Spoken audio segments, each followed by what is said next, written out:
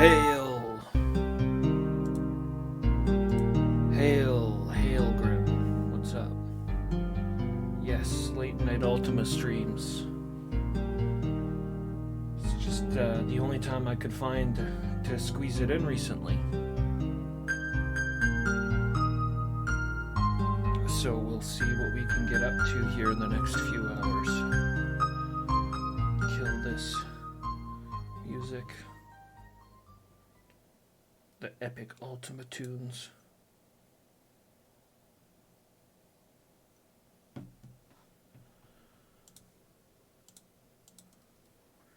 Full screen this shit and turn the music on.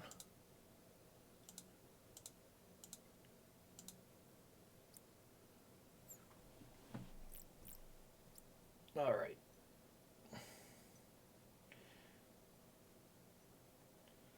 Been a little bit since I played, so let me look over my notes here and try to remember what it was that I was doing. We're here at Terrafin now, the island of the gargoyles. We just left Moonglow, which was the last location of Abraham and Elizabeth. So, since that's been our main objective for a while now, to track down those two, it led us to Terrafin, the gargoyle lands, and we talked to a few of the people who lived here. Nobody too important. Haven't looked at the clue book yet, so I should do that. And yeah, what did the people have to say here? Anything interesting? Tergus, who works at the shrine that has the Nightmare. Hail! How's it going? Just trying to catch myself up with what I was doing there the last time. I've been a little busy, so I haven't had a chance to visit Britannia. Tergus, let's see, he worked in the shrine just up here. So this temple has the altars of, what is it, diligence and passion, and I can't remember the other one. They're the three tenets of the gargoyle faith. He lives up here, and he mentioned that there were some gargoyles. Well, there was a threat potentially to the shrine, and that somebody might come along and try to destroy the statues, and I'm to find out who would do such a thing. So that's the first and only quest I have for here at the moment. But we do need to talk to the fellowship hall here. Find out. I'm sure they'll tell us that Elizabeth and Abraham have left already, but we'll find out their next location. And then I also need to talk to Draxiniusum, or whatever his name is, the Lord of all the gargoyles. I need to speak to him and tell him about the murder that happened in Trinsic at the beginning of the game.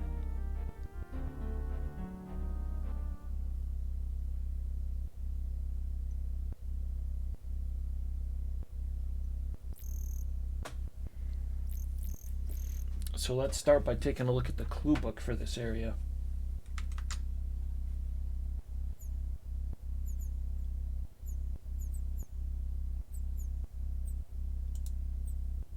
That and that.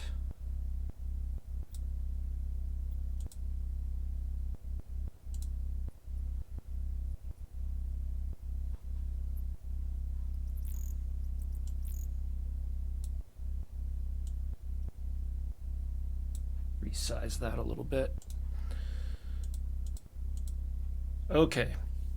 Terrafin is what we're looking for. That's the manual. We want the clue book.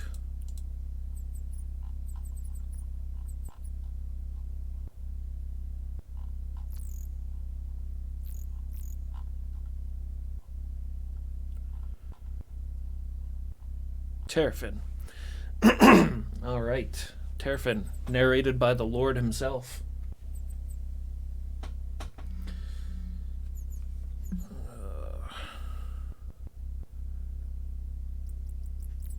to mute my phone.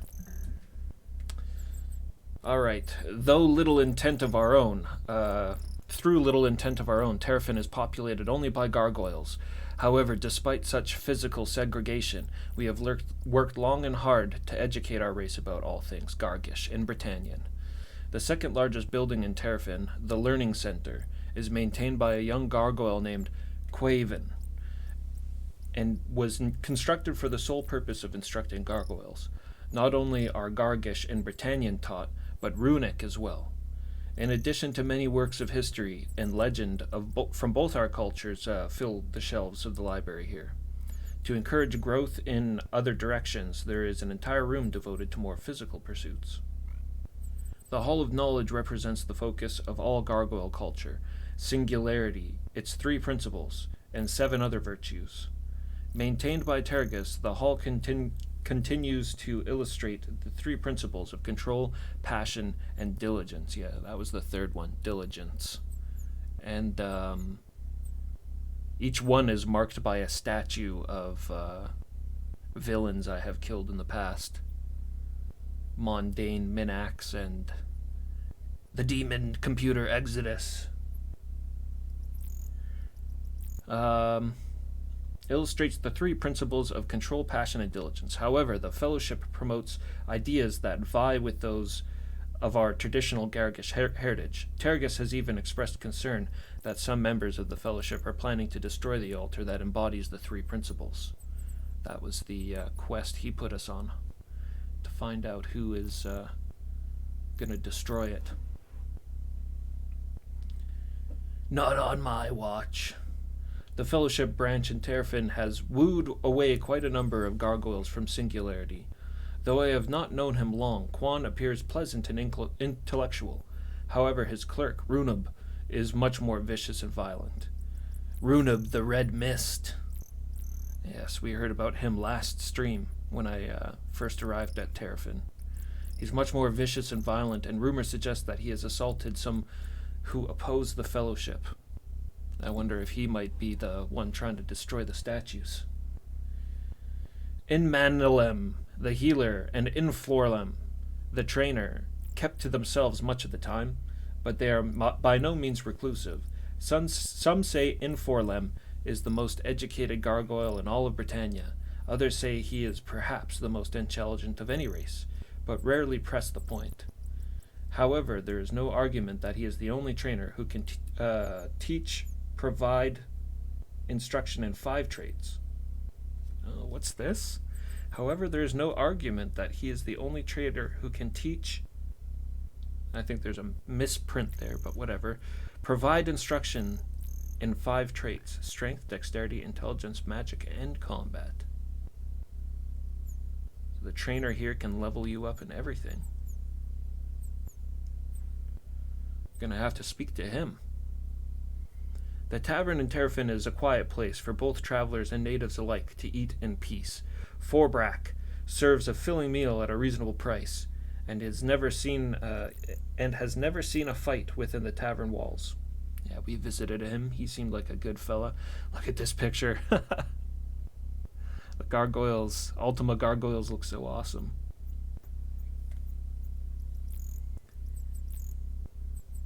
Betra and Sarpling are our 2 provisioners, though each sells different types of supplies. Betra carries a general line of equipment where Sarpling concentrates on Gargish jewelry and other items specific to our culture. Many travelers and merchants do not realize this fact, and often one of the 2 provisioners will receive the other's merchandise by mistake. There's our town layout. It's a pretty big town, actually.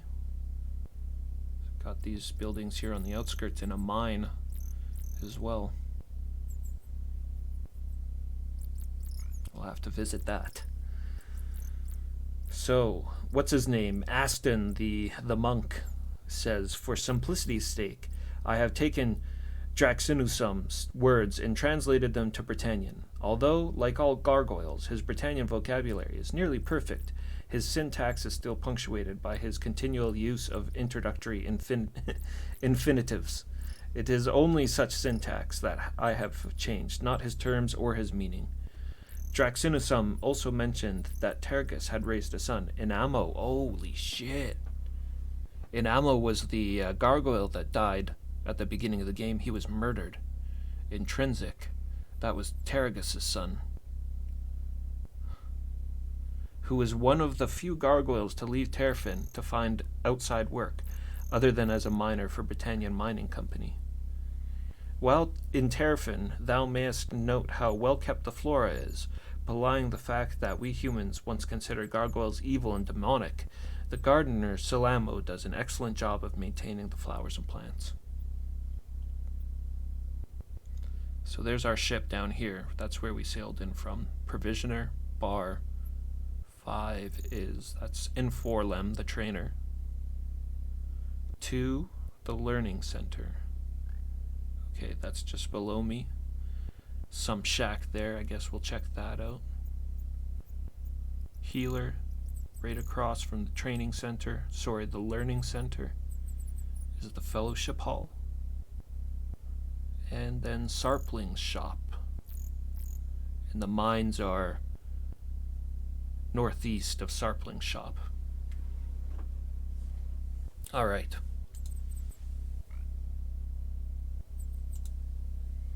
So turmoil in the town. And of course the fellowship is at the heart of it. Let's see what the Avatar can do to help out the gargoyles.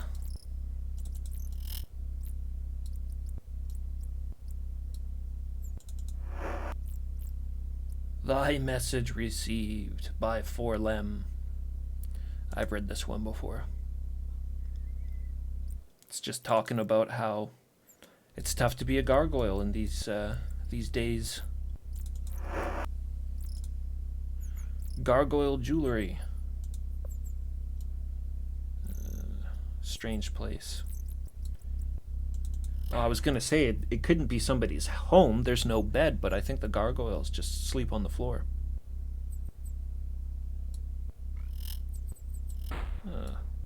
Well, this guy just hopped out of there.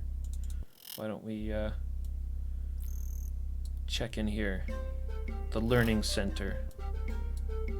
Howdy. Get back here. What's up?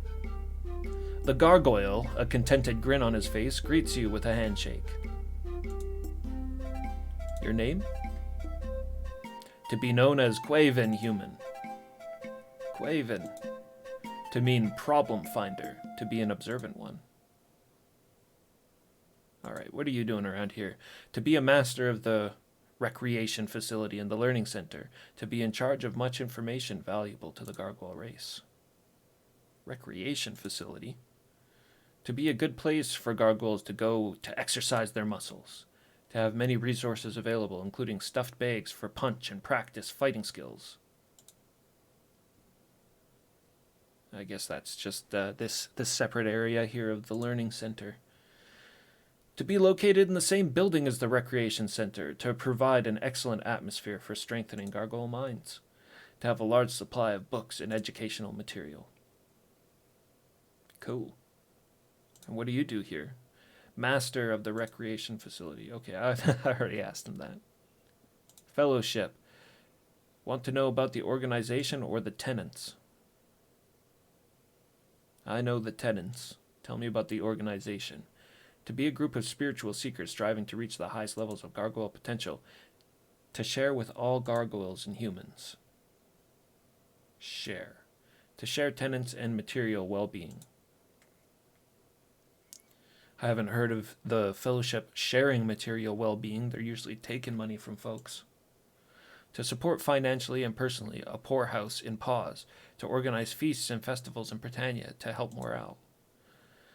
To be a much-needed group by all gargoyles and men. To have needed the fellowship myself. How did you need the fellowship? To have had a poor life before the fellowship. To have been pained and ignored and mistreated by many. To be happy now in my new life, and to hope to hear the voice soon. His eyes widen in excitement. What would that look like on a face like that? To be bringing happiness to another's life soon. I know about the voice. I hear it. To be a good voice that will help me make choices and to help win on Buccaneers Den. Wants to win on Buccaneers Den.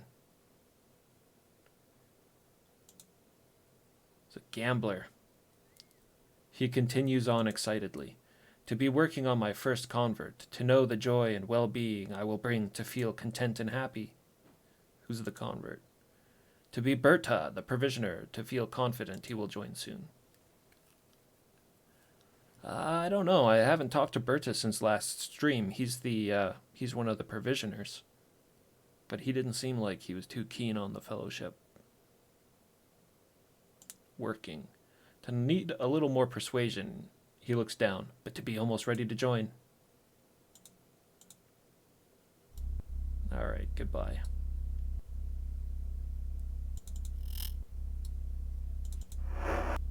Whoa, what's that? Decorative sword.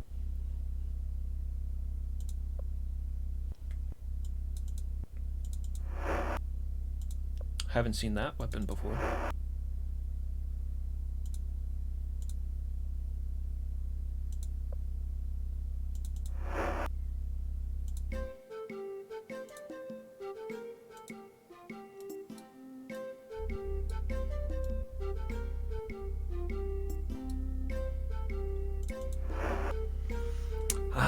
Maybe that weapon equipment book I've been looking for will be here.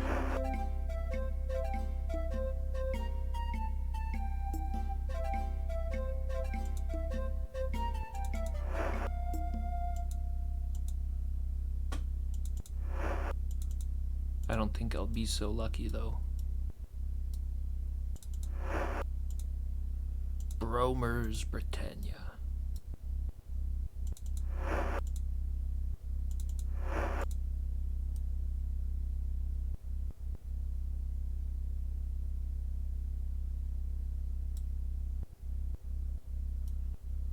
Well, not a lot to be said for this guy in the training center.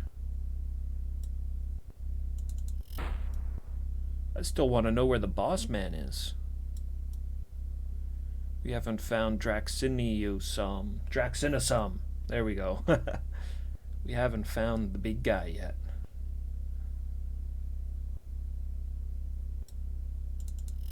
This would be the healers, I think. You are greeted by a friendly gargoyle. To be called in Manalem, human, to wish information about Terrafin. In Manalem. To be a gargoyle for make healed one. Good name for a healer.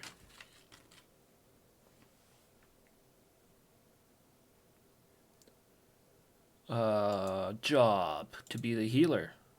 Yeah, I think that's pretty clear. Conflicts. Many conflicts that you need to heal around here. To know only of one dissatisfied gargoyle. To have always been a problem, but now acting hostile and aggressive. Runeb, I'm guessing. To be named, oh, Silamo, the gardener, really. To recommend you talk to Silamo. That's surprising. Runeb was supposed to be the fierce, violent one. Only information I know about Silamo is that he's a good gardener. Pissed off gardener. Information to tell you to seek out Draxinusum, human, or Forback to have much information about Terrafim. Well, where is he? To be our leader, to live near the Hall of Knowledge. I was already at the Hall of Knowledge. That's north, right? To be where the 3 altars of singularity are kept. Altars. To be passion, control, and diligence. To be the values that most gargoyles hold is the key of our existence. He nods his head empathetically. To be quite similar to the human's concept of virtues. Yes, very similar. Almost like they came from the same codex.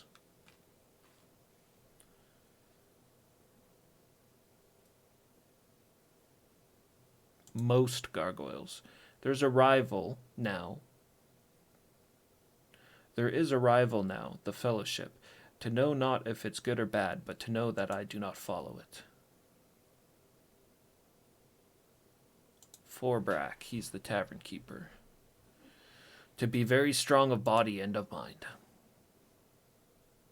And Terrafin, to be the city of gargoyles, to be the one of 2 towns where many gargoyles live, to like it here, he adds, smiling. 1? The other one is Vesper. To tell you the other is called Vesper, to be in the desert northeastern Britannia. To have also humans living there, unlike here. Yeah, we've been to Vesper. In fact, I don't imagine the game will take us back there. Cleared it up pretty good, I think.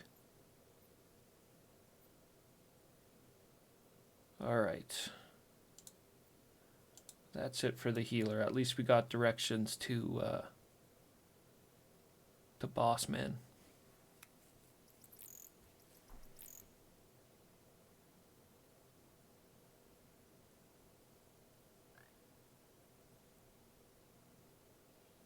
So is this his home then? This one?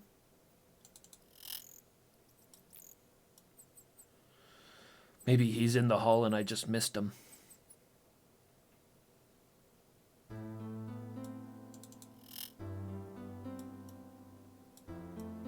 See, that's Tergus, I think. To have returned, to be glad to see you again, human, says Tergus. To be welcome to the House of the Altars. You can't be too helpful to me right now. Looking for your boss. Haha, that's gotta be him. That looks very similar to his portrait in Ultima VI. You see an aged gargoyle bent and withered with a regal bearing. He smiles gently. He's all crooked up. It's been 200 years since the last time I saw him. Let himself go. Draxinusum, you son of a bitch. What's up? To have been many years, to be your old acquaintance Morgan Draxinusum. What are you doing these days? To ask about job? To be unavailable to say that I truly have one at this time. To notice how the young ones no longer look to me for guidance anymore. To look more to Tergus, or more often to those of the Fellowship. Well, let me just open the door here for my cat.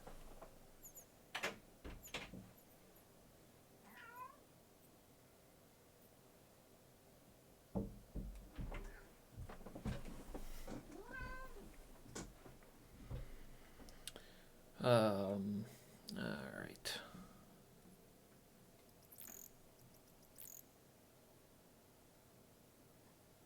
Terragus. To be a truly fine young gargoyle, to be one of the most sensitive too. Sensible. I'm sure he's sensitive as well. To have seen fit to adhere to the old ways, the ways of the altars. To see that some of the youngest still look up to him. But the majority seem to have been wooed away by the glamour of the Fellowship. To tell you that his weanling, Inamo, is intrinsic at this time. Yeah, about that. To be a fine young gargoyle, to have been raised by Terragus, keeper of the altars, to have left town because of the tension between the altar worshippers and the Fellowship, to have been angry and distrustful of the Fellowship, to have news of him? Yes. He's dead. To be excellent, to have seen him, to know how he is faring, to be well. He's not well. He's murdered. To be terrible news, to have such a fine gargoyle, to know Terragus will be heartbroken. To be wishing not for him to grieve, but to take to him the news immediately, to better hear it from you. Yeah. Always giving the hard jobs to the Avatar. Well, tell me about the Fellowship in this town. What, you're going to tell me about it? To know not what to think of them and their tenants. To seem not dangerous, but to be following the old ways, the ways of passion, diligence, and control. To feign worship to the shrines here in Terrafin, of course, especially to control, but not yet to trust them. To wait and see. To have forceful leaders who espouse doctrines of submission, he shrugs. To be genuinely inspired, perhaps, and perhaps not. The leaders. I'm looking for some of the leaders. To inform you that the fellowship is directed by two winged brethren to be called Runab and Quan.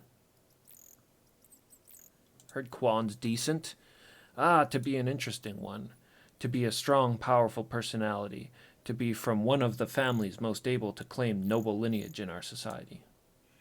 To have been always most self-serving, striving only to gain status and wealth for himself. This is the first guy to talk bad about Quan. To have certainly changed his tune since joining the fellowship.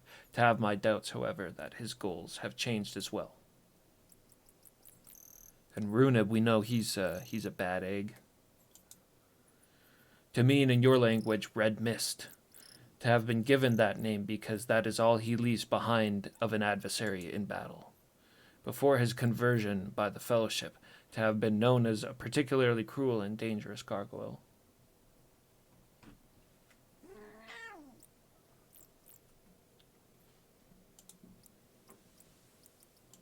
Terrafin, to be quite comfortable for our needs, to be, however, unfortunate that it was thought necessary to isolate us from the humans, to have engendered resentment and tension in our younger generations, to remember not the old days, my friend, the days when we had to work together to survive.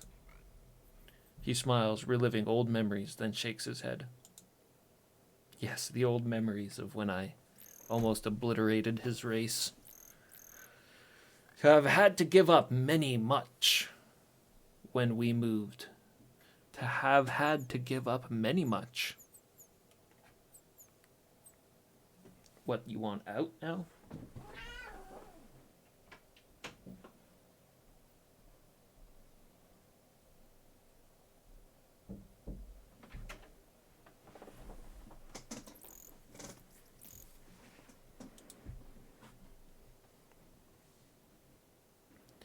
Give up.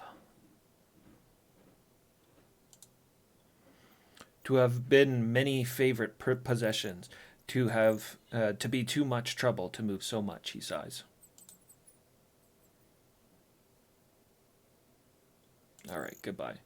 To bid farewell, old friend, to not be hesitating to return if there is aught else I can do for you. To be lonely here now for an old gargoyle dedicated to the ancient ways.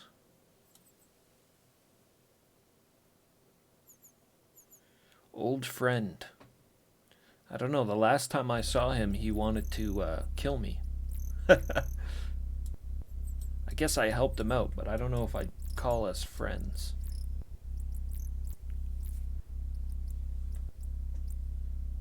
Alright, well, oh yeah, Tergus is right there. Well, you know what, we still need to find out who wants to sabotage the altars. So I'll find that information, and then I can tell him about the sun. I'll give him the good news to soften the blow. Hey, I found the guy and stopped him from destroying your altars. And then I'll give him the hard news after.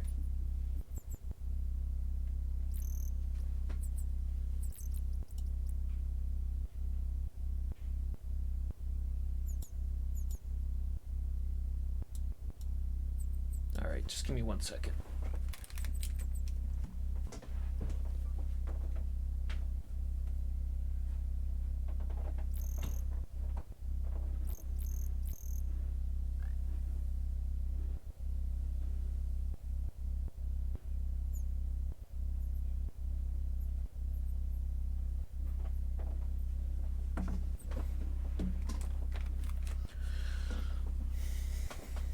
So the fellowship is where we want to go now.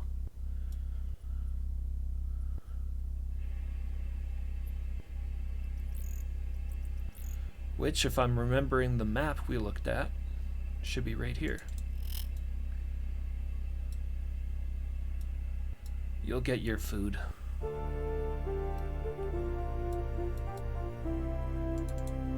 Quan?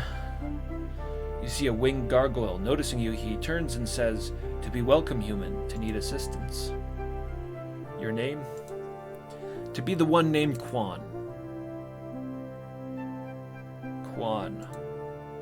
To have no meaning in Gargish. To be a special name, specific to me, he smiles.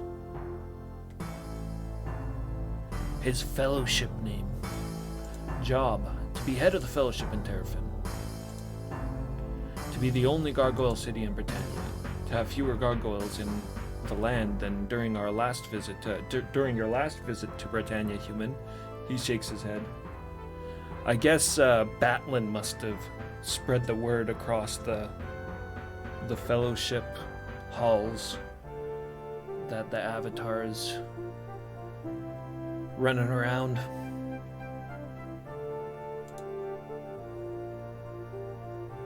Fewer gargoyles.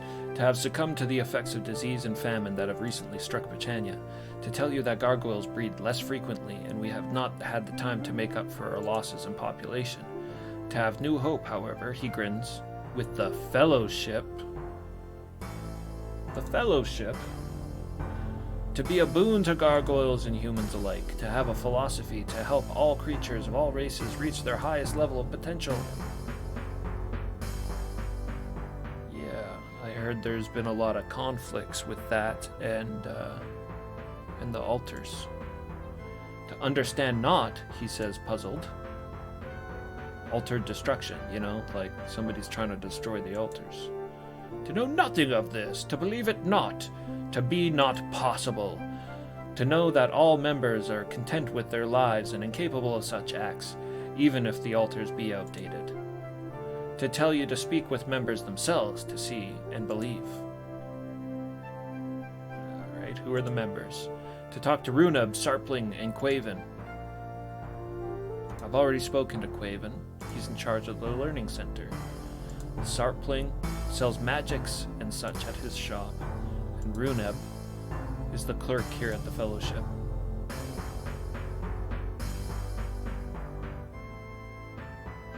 Everybody's saying that the virtues and the whatever they call it, the singularity of the gargoyles is outdated. To need the triad for proper application to the individual gargoyle or person. Yeah. Saying the triad.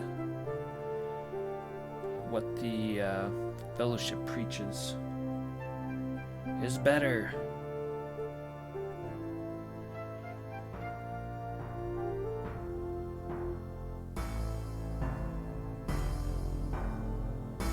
I know the philosophy, so talk about gargoyles. To suggest talking to Runab, the fellowship clerk, or Quaven, to have jobs needing knowledge of others in Terrafin. He grins apologetically. To be too busy to know all in Terrafin. Alright, let's ask him about Abraham and Elizabeth.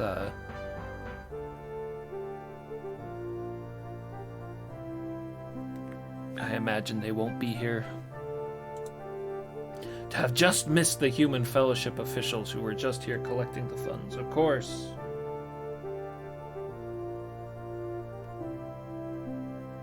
Figures.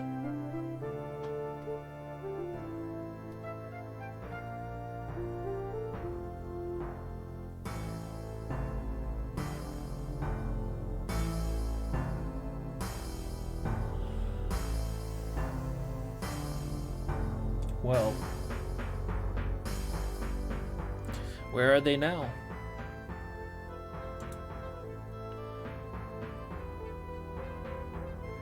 To have left for the meditation retreat near Serpent's Hold to be sorry. I've heard about that place. That's their brainwashing camp. Near Serpent's Hold, eh? Well, I guess that's where we're going next after we're done here in Terrafin. Nylon, what's up? Yeah, things have been a little bit busy the last bit, so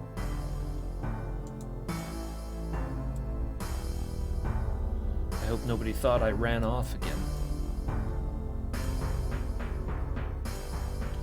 But it's a long weekend, so I should be able to get some Ultima in. It's pretty late already. I just really wanted to get on and do what I could here. I don't know how much we'll get done, but good to see you, man. Good to see everybody.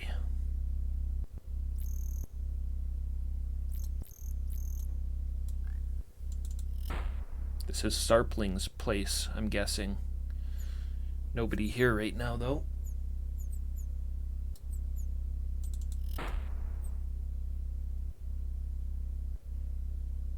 And there were some buildings on the outskirts there. I'm just going to jot down some of these clues I've come across here.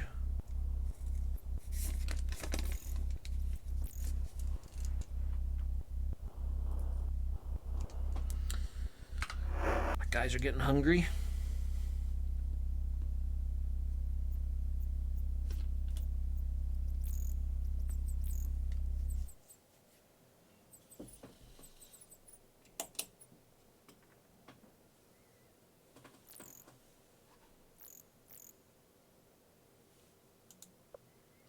Well, Salamo, we were supposed to talk to Salamo. The healer told us to speak to Salamo the gargoyle. He lives on the outskirts of town this way. And he's the gardener of the town, the groundskeeper. Seems like a good sort of fella, but the healer mentioned that if anybody is upset, it might do something to the altars. It would be old Salamo.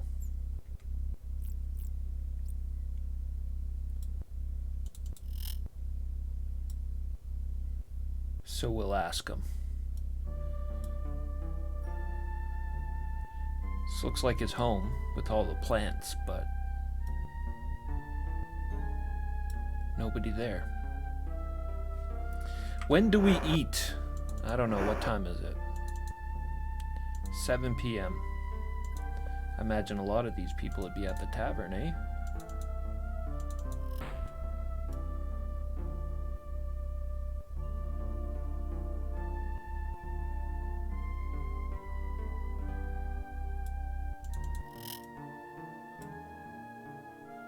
Or maybe not. The gargoyle gives you a menacing glare. Judging by his size, he would make a formidable foe. Oh, this could be Runeb, the Red Mist. To be Runeb. Runeb. To mean busy one, he says sarcastically. Yeah.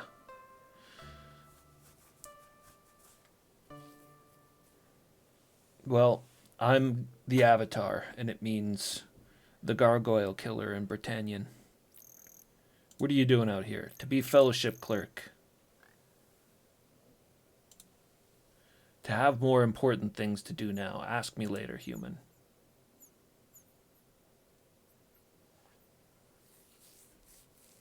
That's it, eh? He waits for you to leave before he returns to what he was doing.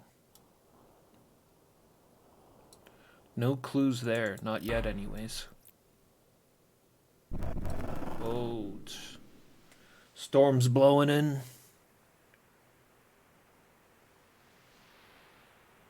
Got the storm blowing in.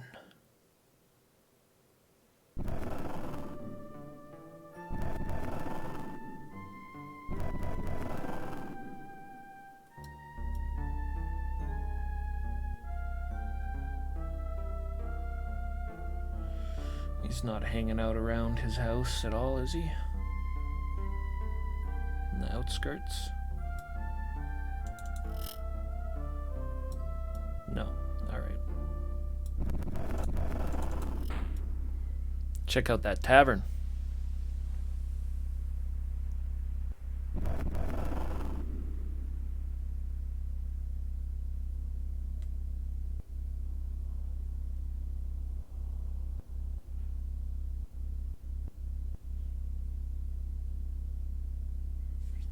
Me and Dupre can get some drinks.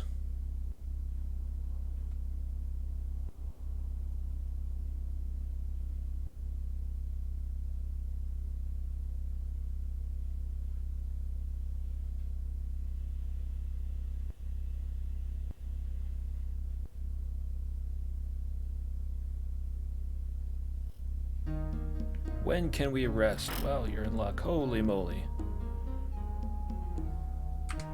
Gargoyles.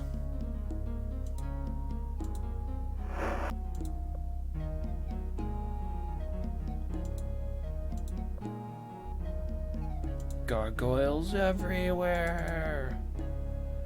Greet you, human, the gargoyle says to Dupre. How well has the study been progressing? Well, it's progressing quite nicely, friend Forbrack. To ask what brings you to this fine establishment. I'm looking for someone. That was the innkeeper. Who are you? To be known as Inforlem. Oh, this is the trainer. Inforlem. To mean make strong one. Your job? To train others in Terrafin to be strong and powerful. To sell some weapons also. Terrafin. To see there are troubles here, but to be unaware of the causes and solutions. Conflicts.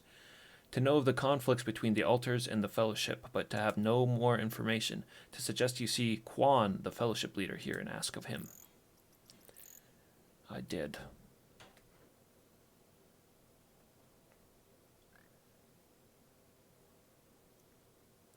Others. To tell you Forbrack knows much about Terrafin and its residents, and about its conflicts. The Tavern Keeper.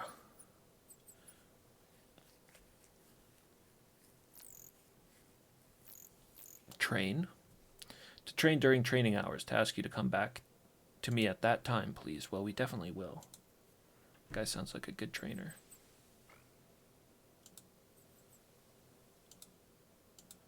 No defining features on him, eh?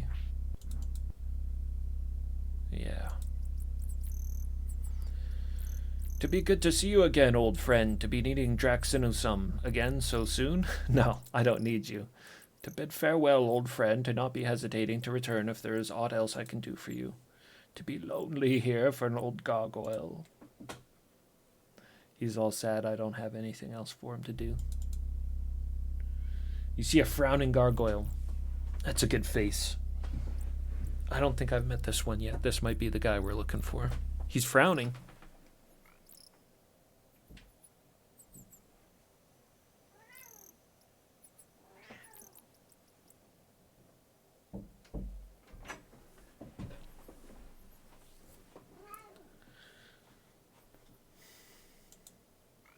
Alright, what's your name? To be named Silamo.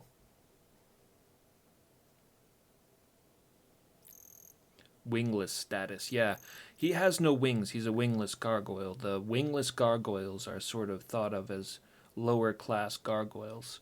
That's not to say they're mistreated. They're actually treated pretty well. Kind of like, you know, a little brother or something that never grows up. I don't know.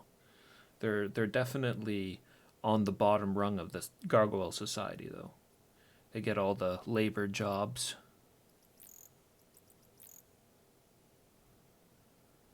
Silamo. To know my name if it were winged. To know my name if I were winged. He scowls at you. Oh, there you go. That says it right there. Wingless status. He stares at you for a moment. To be right, human. To feel I am treated less for absence of wings. To see Quaven treated better since joining the fellowship. To be devoted to the altar of singularity, but perhaps to change if the fellowship cares not about wings. Quaven. To be also without wings, but to be respected as if he were winged. And they treat you pretty bad, eh? To see many others include him in many events from which I am excluded. To know others include him in many more decision-making councils, too. Others. Gargoyles in the fellowship. Job? To be the gardener, he shrugs, nothing more. He does not seem to be interested in speaking with you.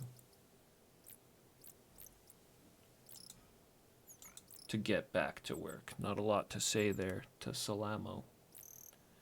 Other than the fact that he is not too happy.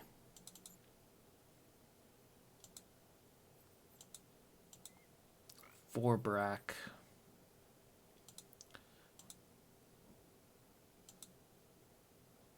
nothing extra to say to him, eh?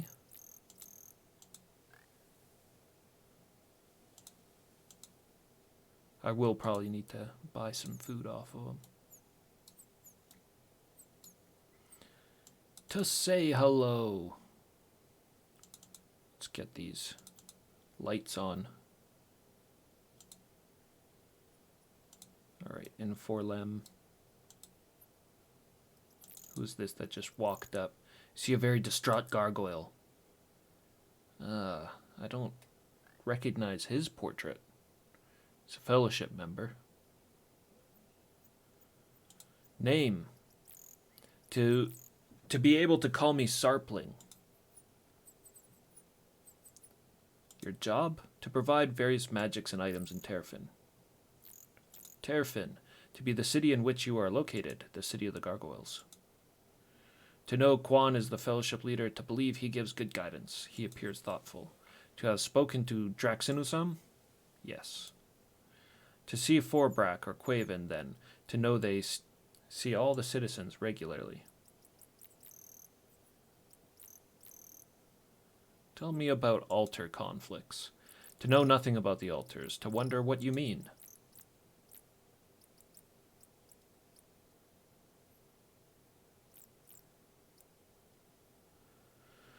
Well, it's not during shop hours. He won't have anything for me.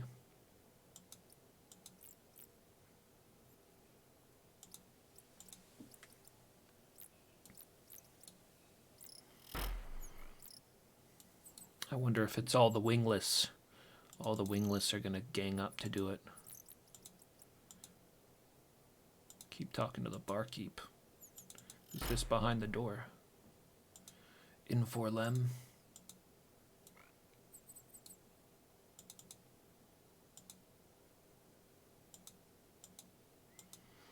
Lord Drax.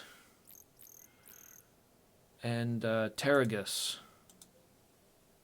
Yeah, Terragus. We'll tell you when we have, we'll tell you about your son's murder when we have some good news to give you as well.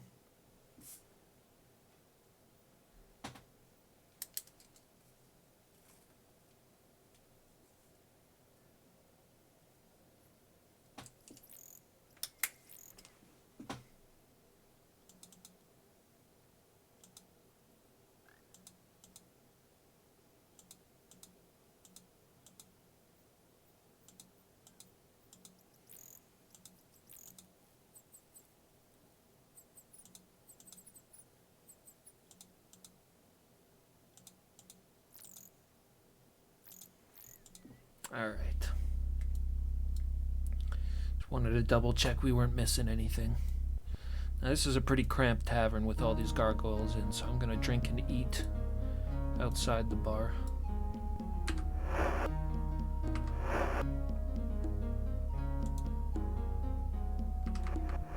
No. See, I always do it like this, where I open up all the windows. I don't need to do that. I forget. I can just click like this. I know he's got some drinks.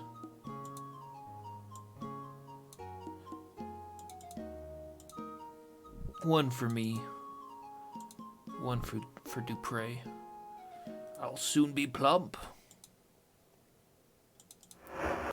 And then I think it's Shamino with the food. I'll have to see if Inforlem can sell some arrows in the morning time. Alright, Shamino's got food. Who's hungry? Yeah, the party feeding simulator. These guys. A ravenous bunch. Janna. Janna and Saramed. Oh.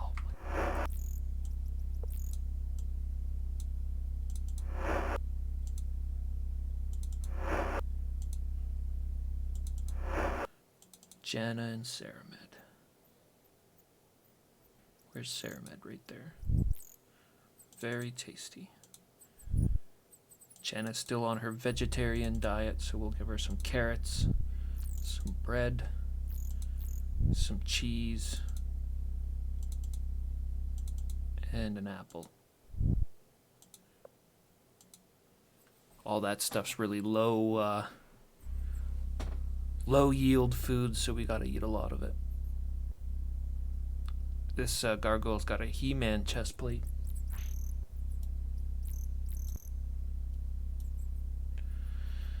How about Quaven? Let's go speak to Quaven again.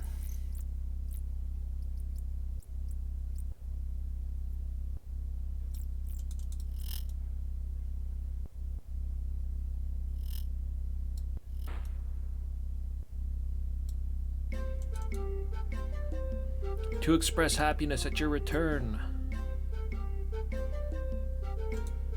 I'll just run through all of it. Job. Nothing new here. Fellowship.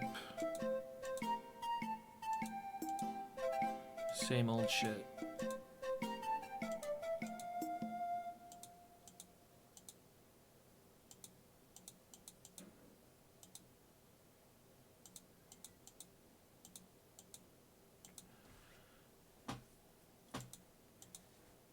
Yeah, and he's trying to convert Bertra.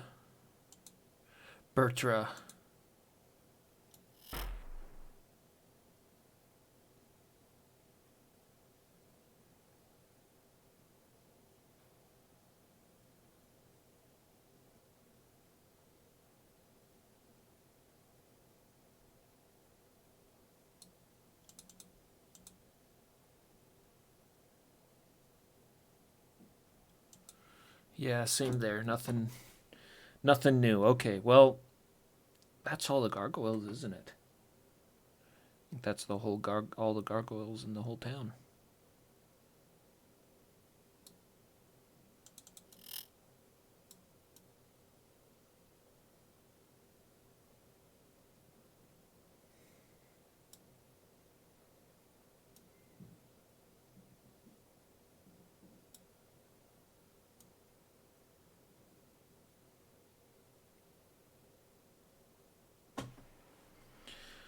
I haven't talked to Berta yet, actually.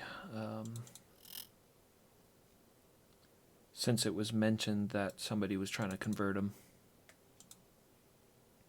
Quaven. He smiles at the mention of the name. To be a likable young gargoyle. Join the Fellowship.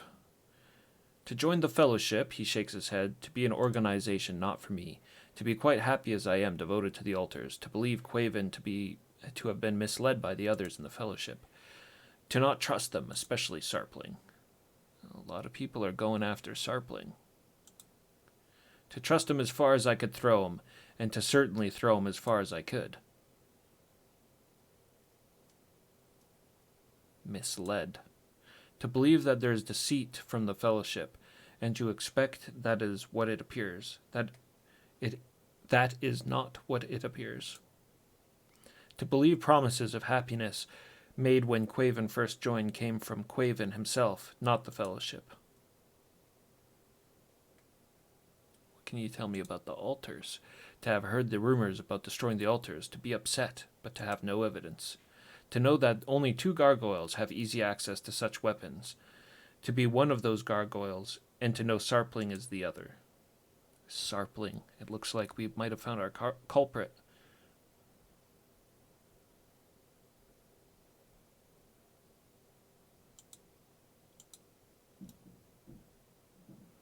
Safe travels, human.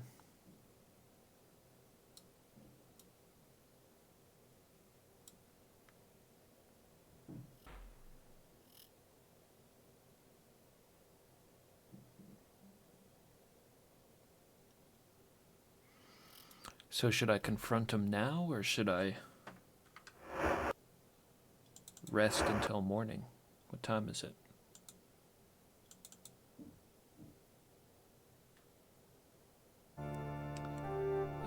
What?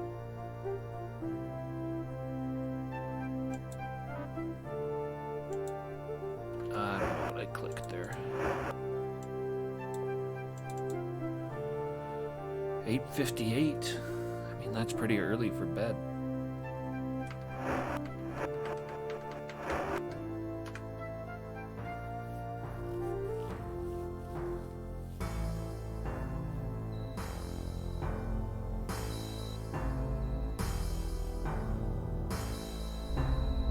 The cave. We could do the cave. The mine. That'll take some time. I gotta change these guys' AI setup here. That's right. That is... I mean... That's attack everybody. Or that's attack, sorry, that's attack nearest party member. Attack nearest party member. Attack nearest enemy.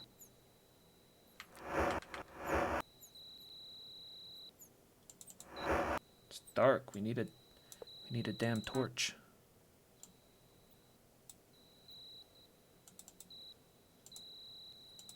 There we go. All right, this kid.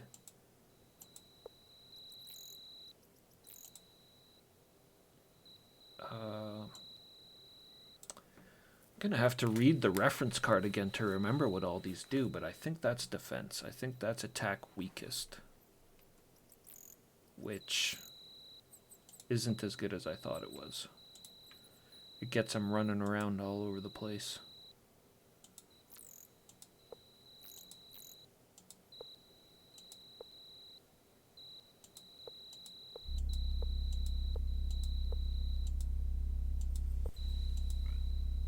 That one. I think that's just straight up retreat.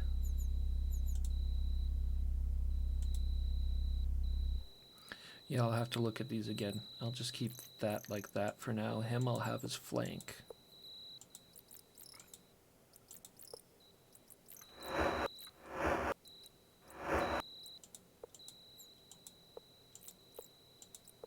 Defend.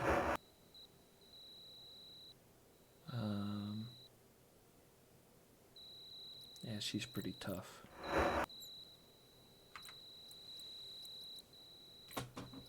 All right. Good enough. Just want some decent AI for going into the dungeon.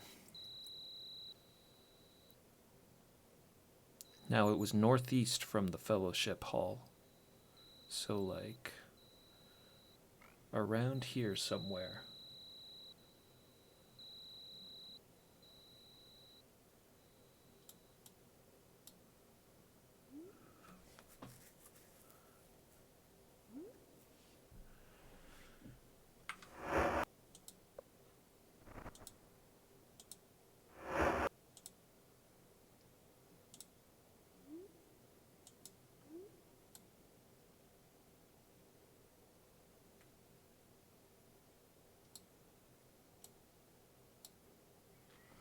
Bunch of explosive barrels and some torches.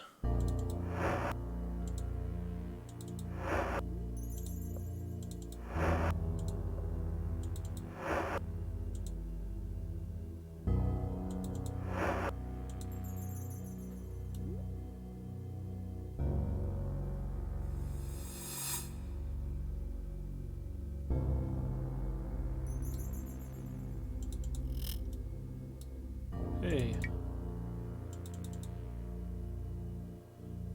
Just a hard worker, nothing to say.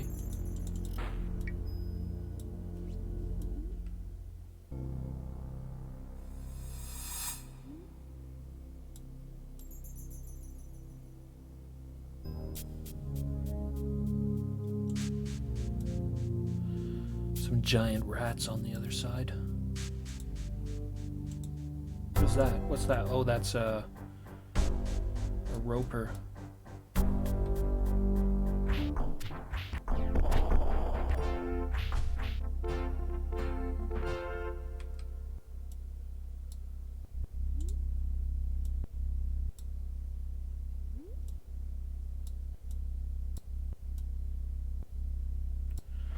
Party members hurting each other there, I think.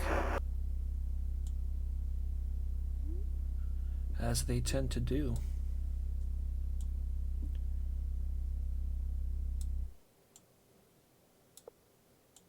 YOLO gets the gold.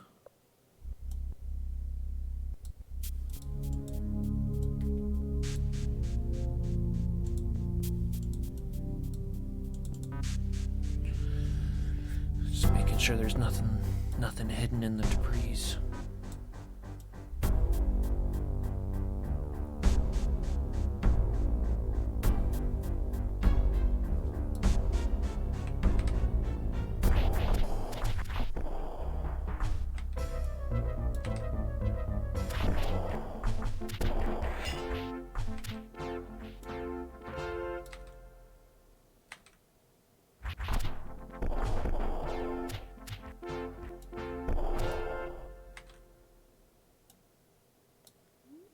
come back, guys. Don't freak out too much.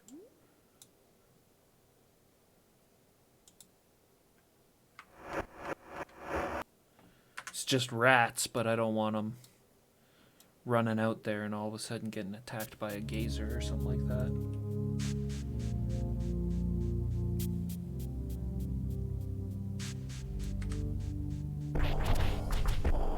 Yow! Shit, look at that, man. I swear it's me. It's gotta be me doing that stuff to my guys.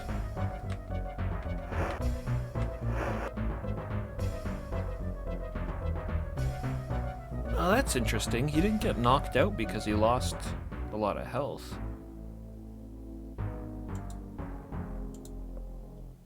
That might have actually been something the bats did to him. I thought he got shot in the back by some arrows or something.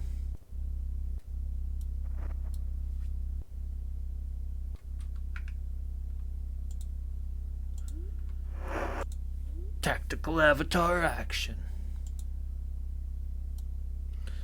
I have a bad feeling.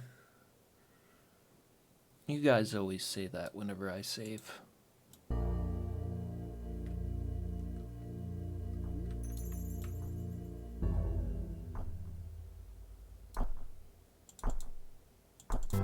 Hard at work.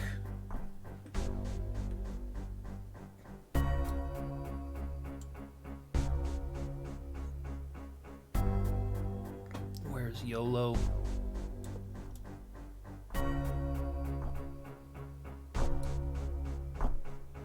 Here, let me help.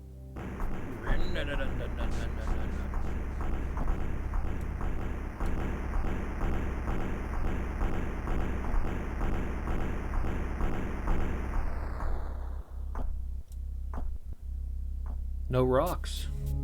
I guess I didn't help at all.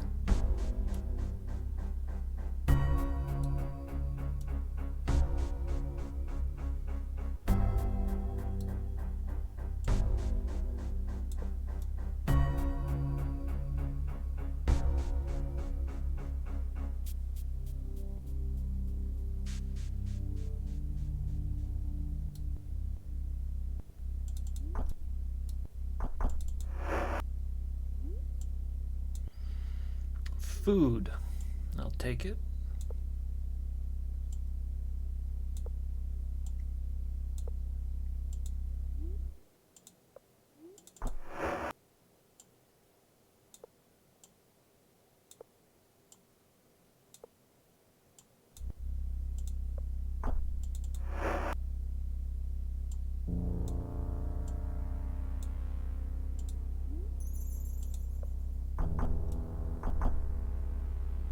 Just steal the wingless's lunch. Those wingless always getting mistreated.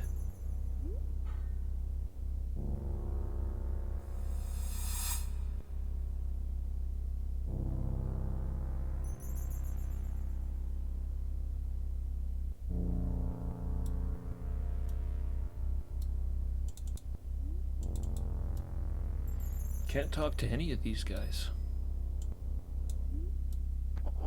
Oh, my lantern went out. My torch.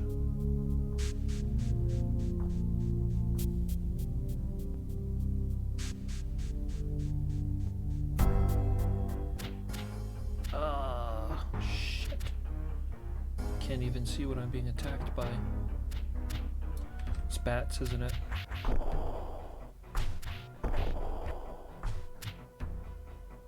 Curse thine offspring. Gotta get that torch going.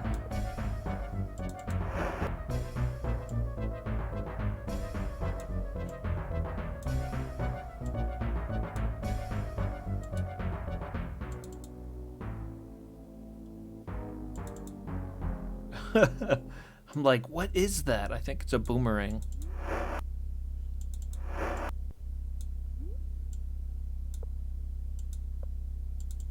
There we go.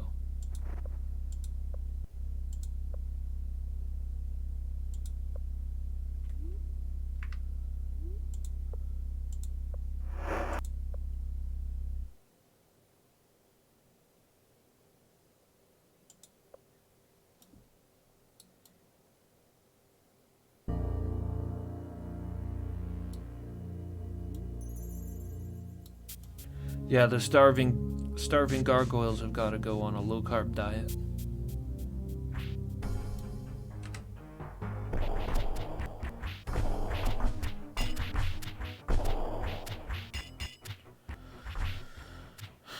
Too close quarters for all this ranged.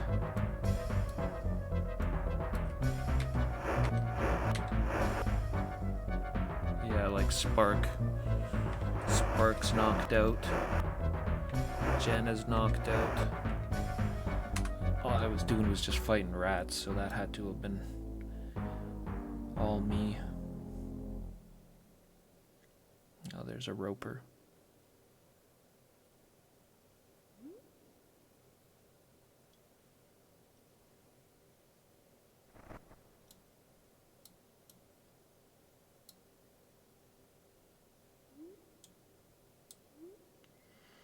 Come on, kid, wake up.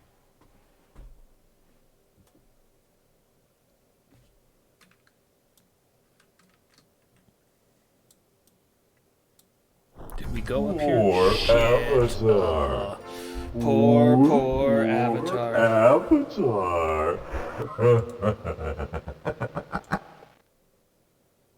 That was the half-dead Spark getting it.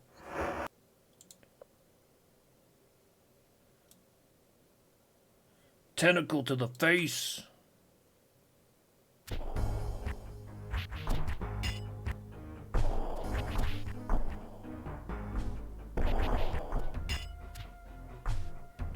Wow, that, those rats. They want to fight? YOLO. What the hell were you doing all the way over there? Actually gonna reload that one real quick, just because, I'm noticing Saramed is firing his fancy arrows. Yeah.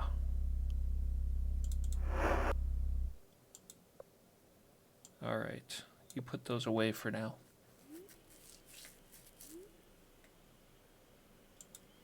And defend yourself.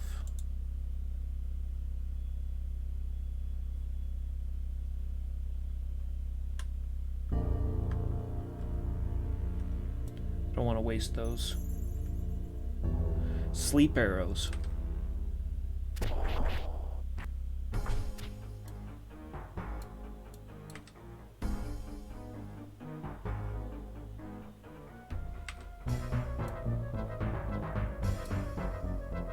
God damn it, what's going on with these guys? Kid dropped his knife back there.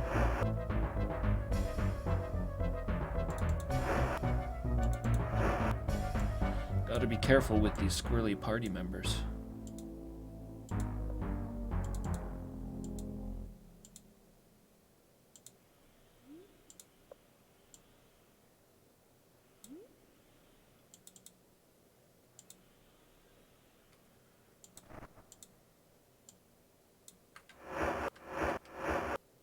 Alright, he's got it.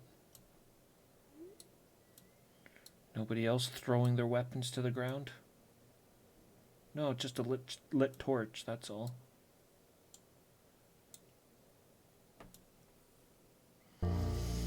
Shit, whatever. I'll leave it. Oh, there's that roper.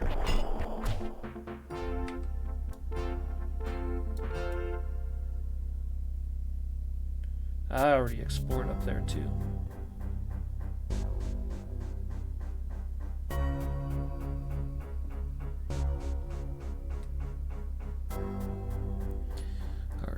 Well, that seems like that's it for this place. Just a bit of gold nuggets and some monsters to fight. That's fine. We were just looking for a little something to do before we crashed out.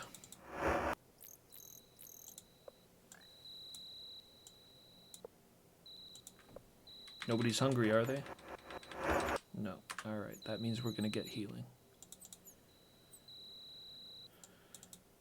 In the morning, I'll confront Sarpling And I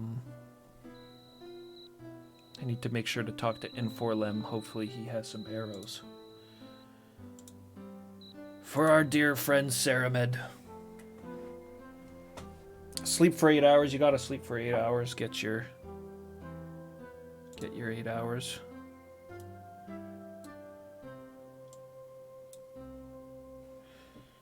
No timer. I always forget to put on the dang timer.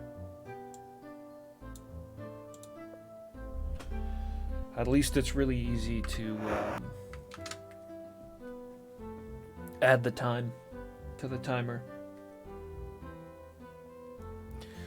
So give me a second here to do that.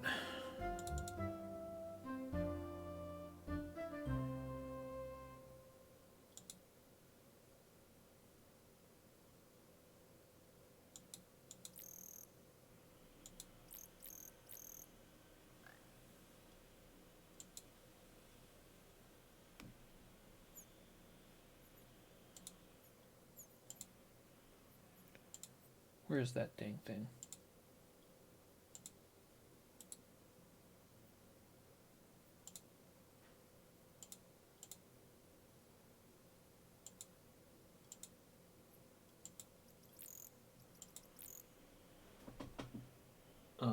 It's tripping out. Just added a big black box.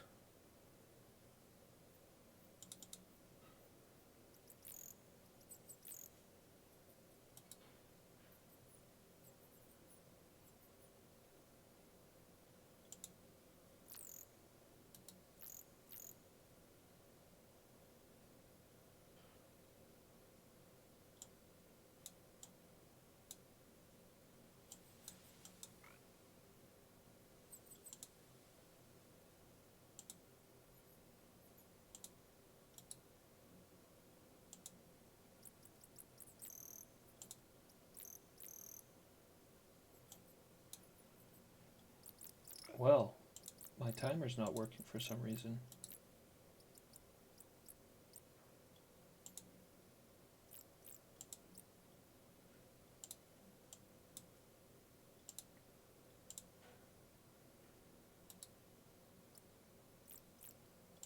Shit, no timer. No timer for this stream. Figure that out. Figure that out later. What the hell its problem is.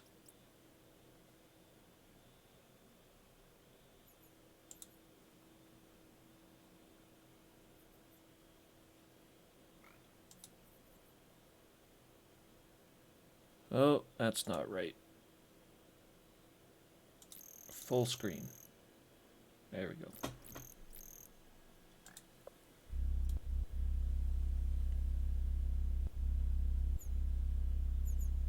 Sarpling, this is his place right here.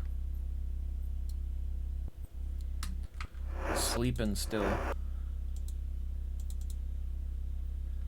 Sleeping like the evil fellowship member he is.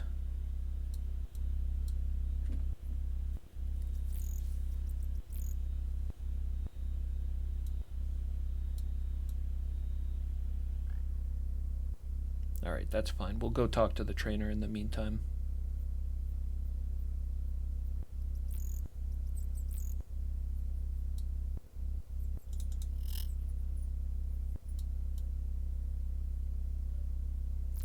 Unless he's sleeping too. Gargoyles, yeah, gargoyles sleep late.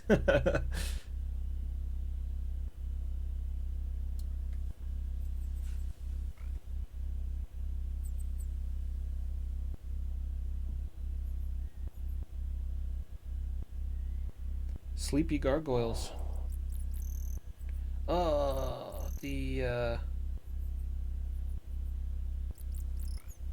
torch. The precious torch.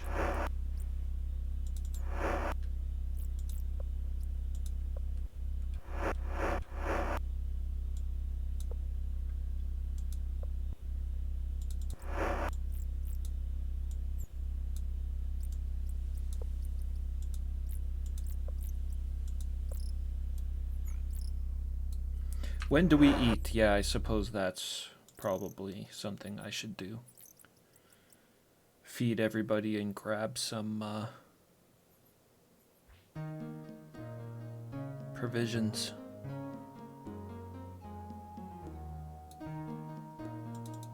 Howdy.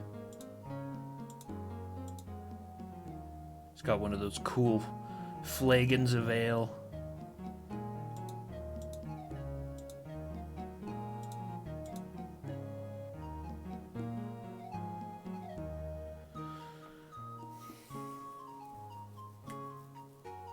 He doesn't have any of the good food. Flounder. Let's try flounder. 2 gold for a portion. I'll take 6 flounder.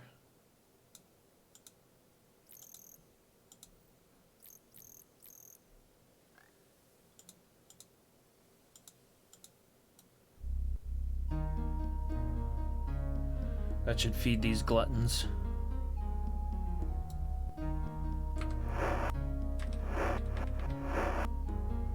Yolo, Spark, Shamino, Dupre, Jana, Julia. Everybody but me and Saramed. Everybody but Saramed and myself.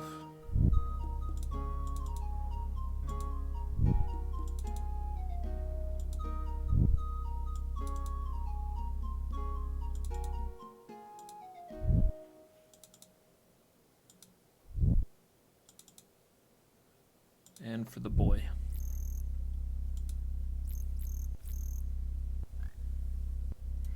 Delicious.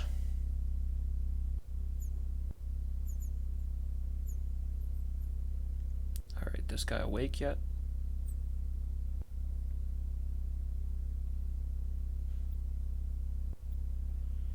Still sleeping.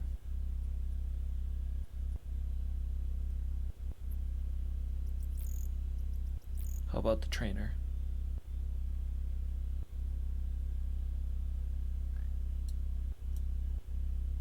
Damn. I guess I should have slept for 9 hours.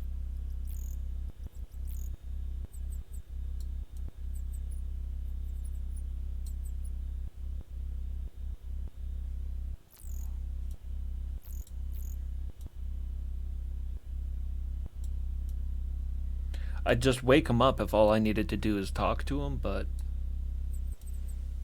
I kind of want to see what he has for sale too.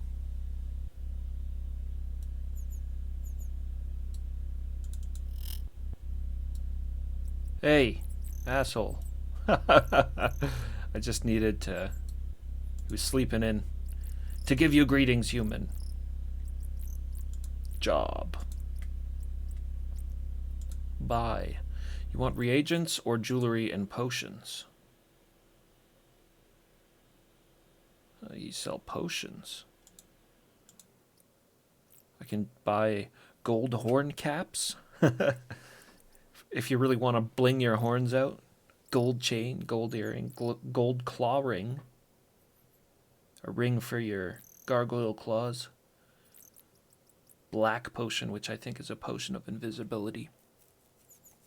And white potion, which I have. I have no idea what that does. Nothing. Reagents. Blood moss, garlic, ginseng, and sulfurous ash.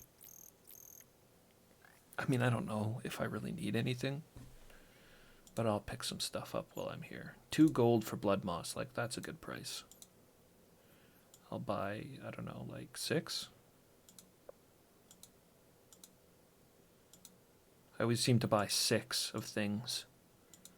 A baker's dozen.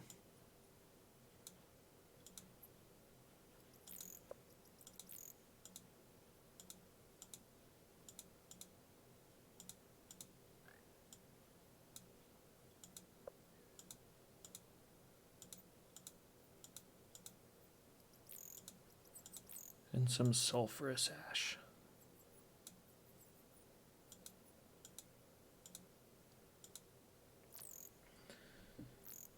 White is night sight. Okay, yep.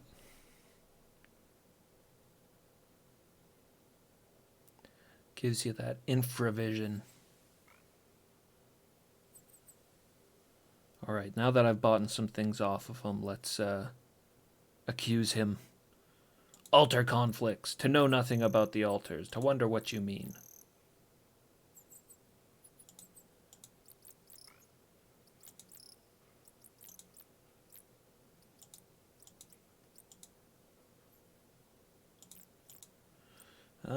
Maybe he, okay.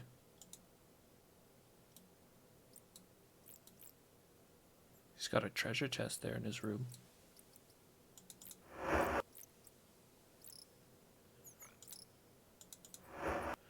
To tell you, the amount of explosives is quite adequate to destroy the altars. To remind you of the need for silence and of the punishment it will help you avoid. Runeb. Oh, Runeb.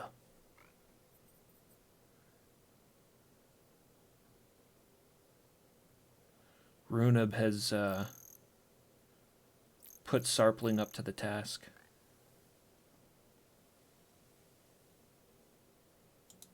Do I need to take this as evidence? Maybe I'll just procure this gold at the same time. Kohark the Drunk. It's a good name. You've been a thorn in my side for too long, Avatar. Kohark. Welcome to the stream. The Avatar's a thorn in many sides. More like a big gaping wound. Kohark, thanks for the follow. I appreciate it. Welcome to Britannia.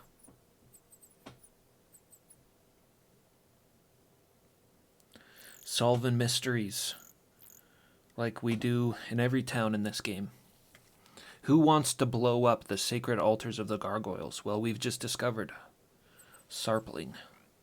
Sarpling and the violent gargoyle Runeb put him up to the task. I'm going to take this scroll. Hopefully my party members don't think poorly of me for it. Let's try confronting him now.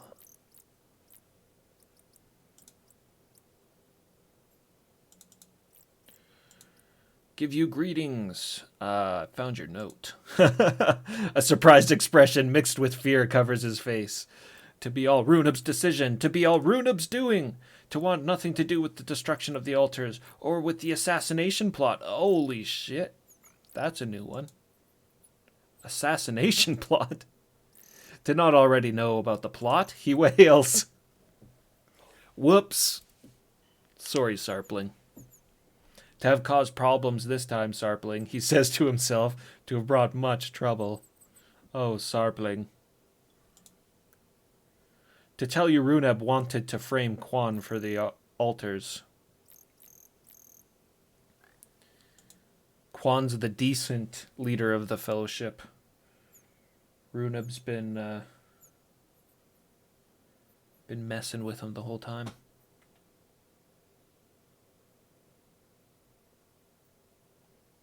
The Fellowship has the best Kool-Aid. They definitely want to get everybody to drink it, that's for sure. And they're doing a pretty good job of it.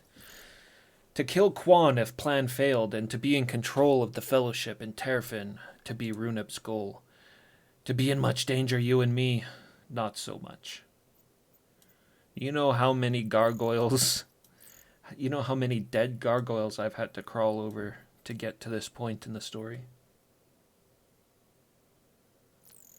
It won't be a problem.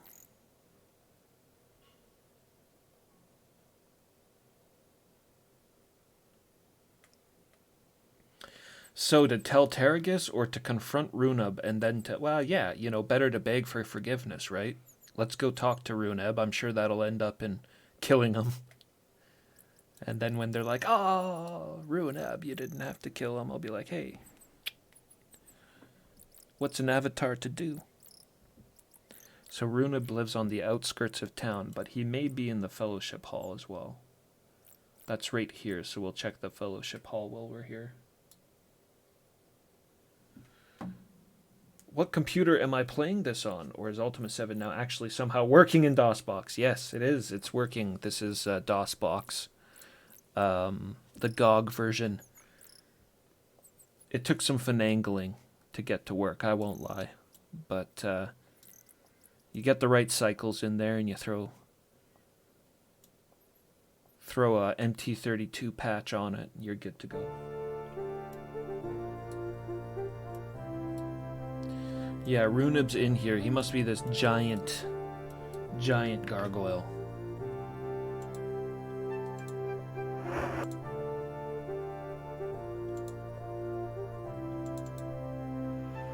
Oh, that's Quan.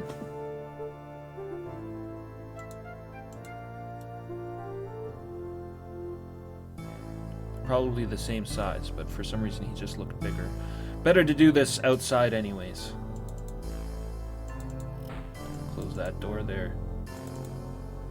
To ask what you need, says Runib. I know you wanted to frame Quan. To be sorry, you know that. To need, no... To be sorry, you know that. To need now to kill Sarpling, he grins at you. To need now to kill you!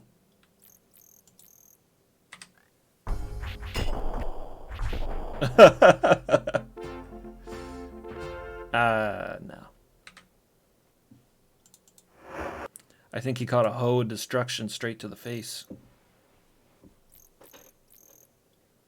Julia was right here on top of him.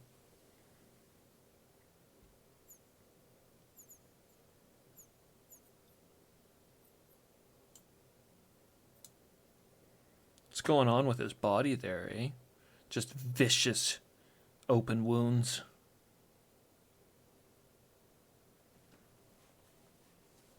MT32 Roland, that's what the rich kid had. Yeah, that's definitely. But now, thankfully with emulation, we all get to enjoy such luxuries. I think this game probably played like shit on most people's computers when it came out too.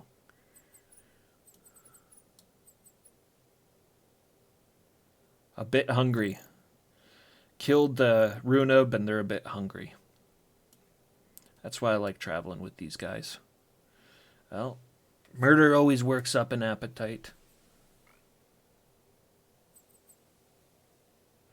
So we should tell Tergus now.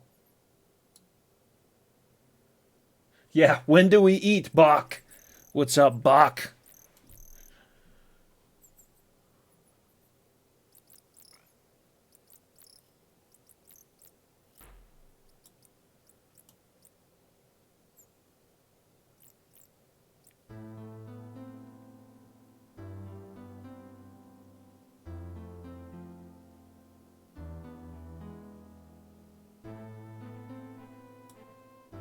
Oh, there's a roof to this place. I didn't notice that. Look, this staircase in the back.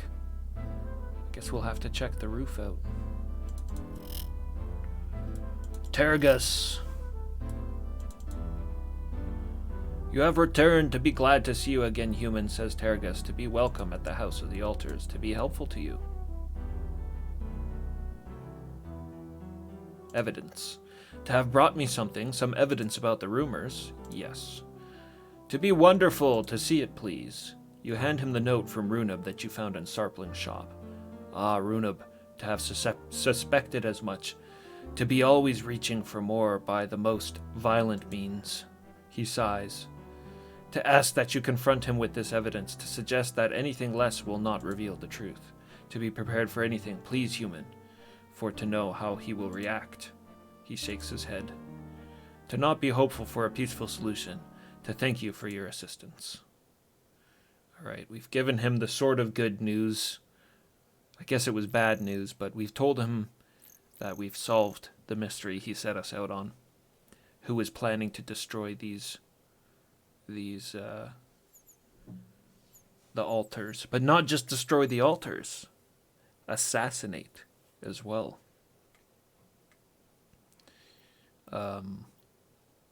So we've let him know, and now we can let him down with the real bad news that his son's dead. He smiles sadly, but with obvious pride. To miss him greatly, to have raised him from an egg, to have been to have raised him from an egg, to have been rather vocal in his disagreements with the fellowship, to have felt it safer for him to leave. He sighs, then looks up hopefully. To have news of him? Yeah, I got news of him. To be well?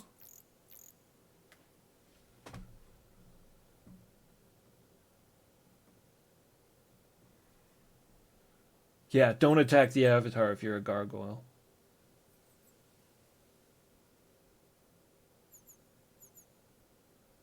I'm actually really excited to play Ultima 8 Kohark.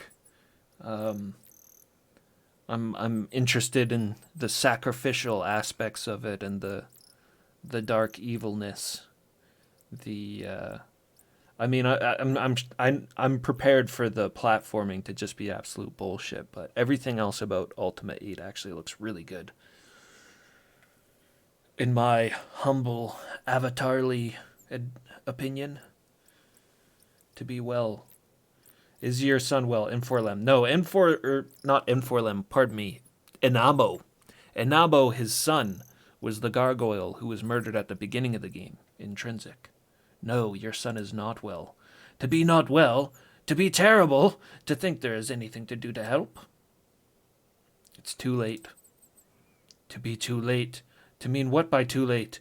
To tell me what has happened. He seems very distraught. He was murdered. To be murdered! He takes a step back, stunned by the news. He's gonna break the altar, fall right back into it, knock it over. To be murdered, to be unbelievable, to have no real enemies. He sighs heavily. That's a gargoyle sigh. To tell me, please, exactly what happened. You relate to him the particulars of Enamo's death. He sighs again. To be such a waste of gargoyle life.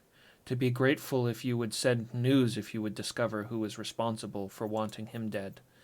He is quiet for a few moments, getting accustomed to the situation. To apologize. To need some time to grieve. Please, to come back later. He turns away. Fair enough. I'll leave you with the statue of Mondaine.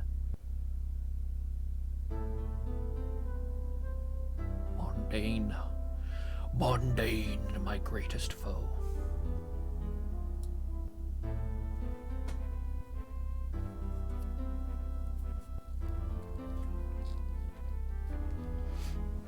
I think EA tried to revive Ultima at some point in time with some weird like mobile game called Ultima Forever or something. I don't know. You can see screenshots of it. Can't remember the name of it. It must have been EA doing it though, because it was an officially licensed Ultima game. That would have been the most recent, few years back now.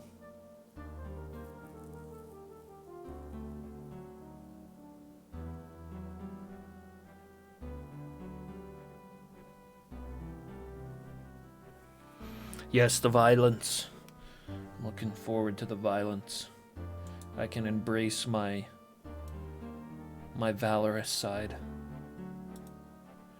Really, the Avatar only has one side, and that's the valorous side.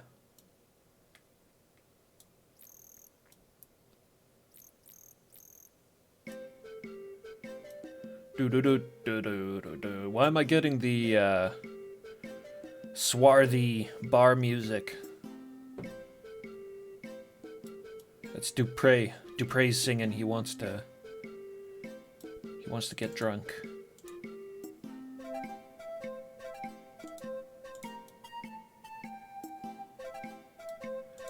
Who did they want to assassinate again? Runeb's doing assassination plot.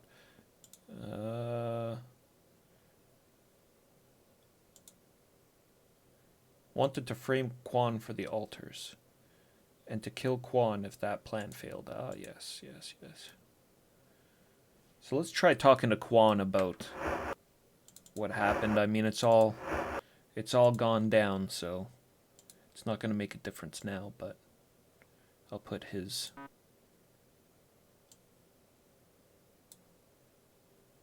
note there. The deed for my horse and carriage. My getaway vehicle.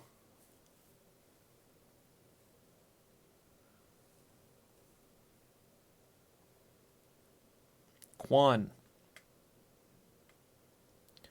Quan is up this way. Just step over Runab's destroyed body. Ask how I may assist. Just run through everything here quickly that I already talked about. See if there's any option to mention. Runeb and the shit he pulled.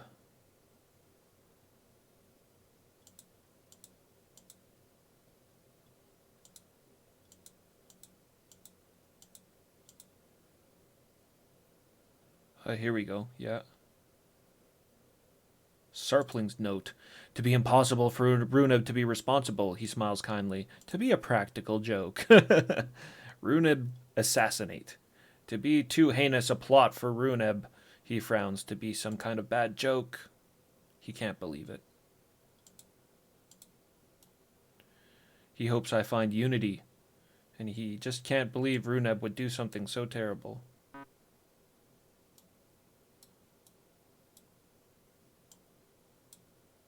We gotta prove it to him. There.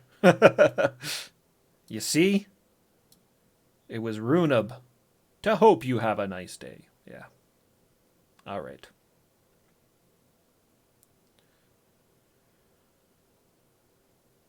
Fair enough. People are hungry. How many? Just me.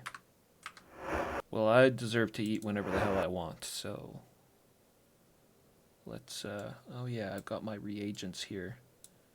Put them in this little bag.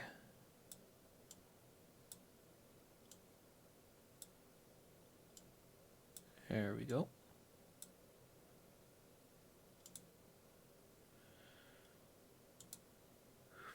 Who's got the food? Shamino. It's always Shamino. Try to keep the money with YOLO and the food with Shamino. A hearty leg of mutton. Wash it down with my favorite XXX beer. Oh, no, I don't want any. Too full.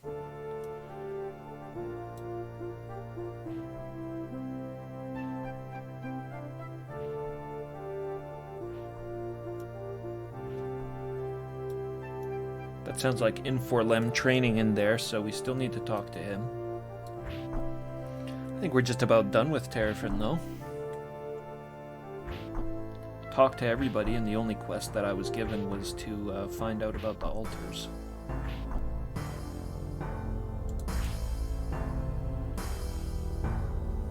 To be pleased at your return, human, says Inforlem. Alright, we gotta save it. We're doing training, we gotta save. Gonna save. Let's see what he does.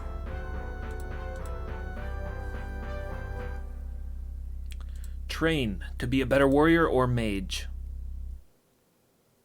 Warrior. Charge 50 gold for a training session.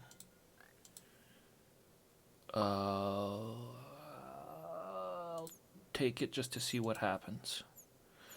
The gargoyle begins with some intense weightlifting, which eventually leads to target practice with throwing axes. Hey, that's Shamino's weapon of choice. Maybe I should get him to train here.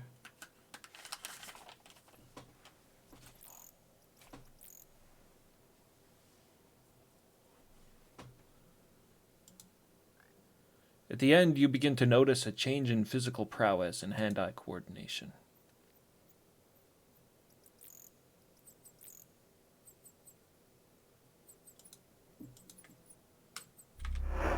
Not even going to bother with the mage training. So what did I get there? I got 1 strength and 1 dexterity. And some combat, I think. But that might have just been from the dexterity. 19, 21, 18, 21.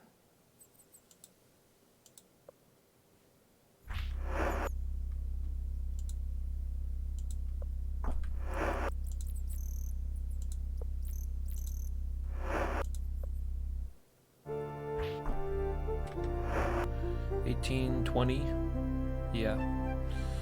Strength, dexterity, and a bit of combat. That's pretty sweet. Not gonna put that on my character. I need to power level into strength. I've already put enough points into dexterity. I mean, I'd like more, but with limited levels and training points, you gotta be a little choosy. And we're still holding out for that 2-point strength training that I'm sure is out there somewhere. Strength and dexterity, though, are the stats of sacrifice. And we have Julia, the companion of sacrifice. So we better get her training here. And she could use some strength and dexterity too, I think. And this guy's doing throwing axe training, which is sort of Shamino's deal, so I think I'll get him to train here too. He's a 3-point trainer. They can both do it.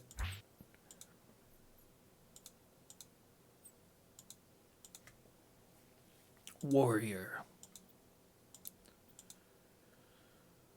Shamino.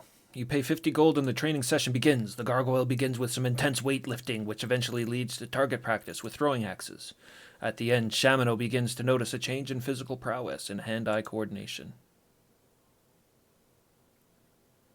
Warrior. Yes. Julia. Intense weightlifting and throwing axes. Sounds like good training to me.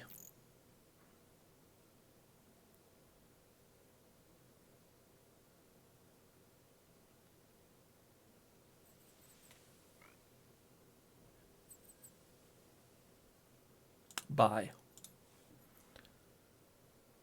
Okay. No arrows.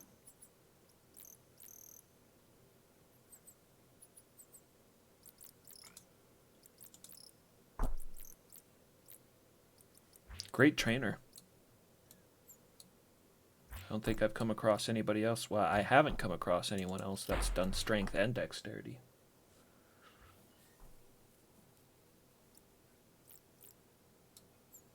Could use a drink. When can we rest? I guess right now.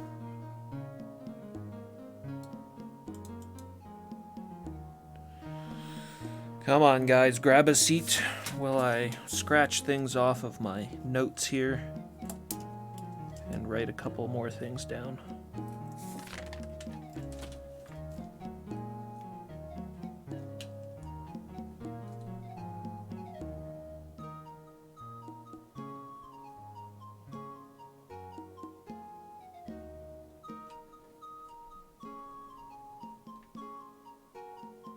Bet you I could rob Runeb's house now. He's dead. He's not going to need anything there.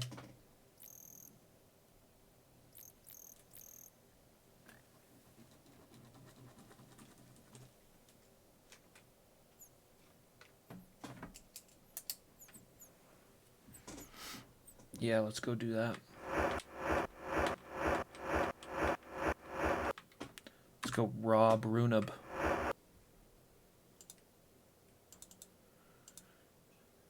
Dupre said he wanted a drink, so we're going to get the man a drink. Couple of ales, if you would.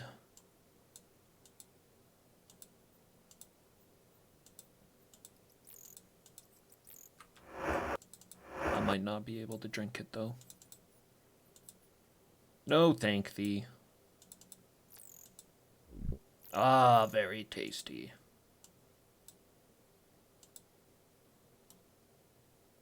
Afternoon beer.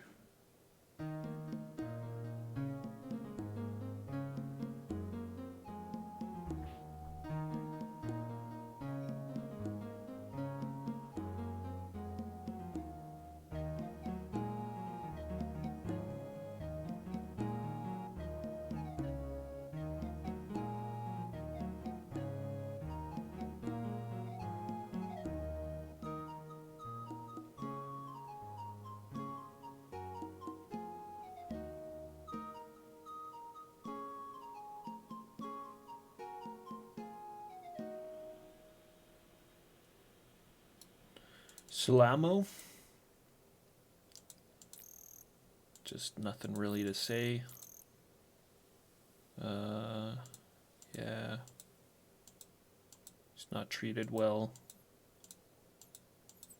Quaven's wingless and treated better than him because he's with the gargoyle, or sorry, the fellowship. See, they kind of hinted that like there was another conflict happening between the wingless and the winged gargoyles, but it doesn't really seem like that's going to amount to anything. Locked. Locked, eh? Well, I got something for that.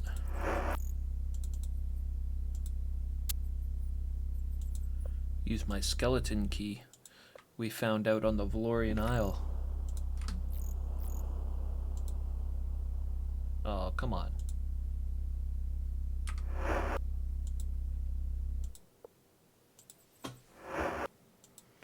Journey onward, journey onward.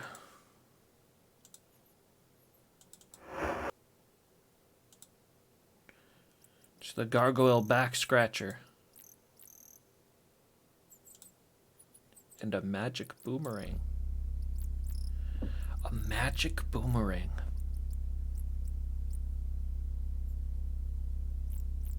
That's really good.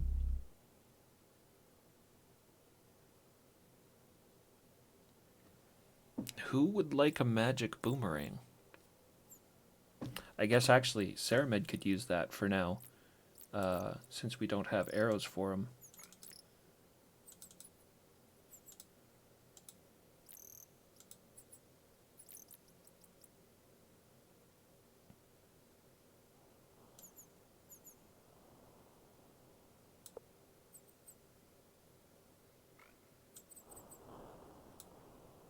Oh, is that virtuous? I guess not. Moving somebody's treasure chest around. You can take the stuff out of it. Just can't move the damn thing around.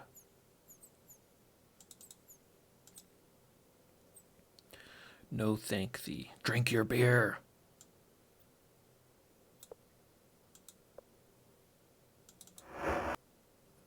Alright, Ceramed. Put that shit away for now. And equip the magic boomerang. Look at that. Badass magic weapons glowing away.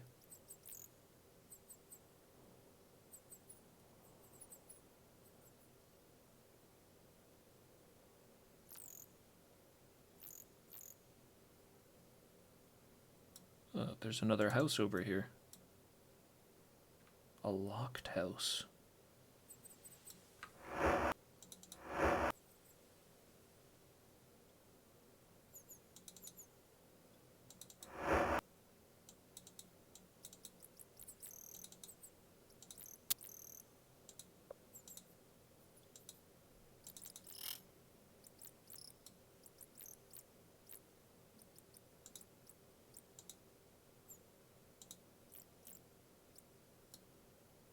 Just an abandoned old house. An abandoned old house. I'm actually going to write this down. Because I could come back here and build on it. Turn it into my house. I don't know if I want to live on Terrafin. But I've been trying to make a note of the places that seem like they could be a good Avatar summer home.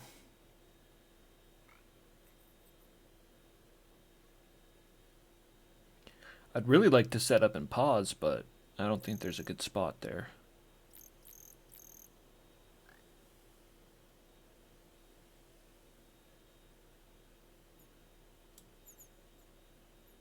Take Runeb's house, yeah. He doesn't need it.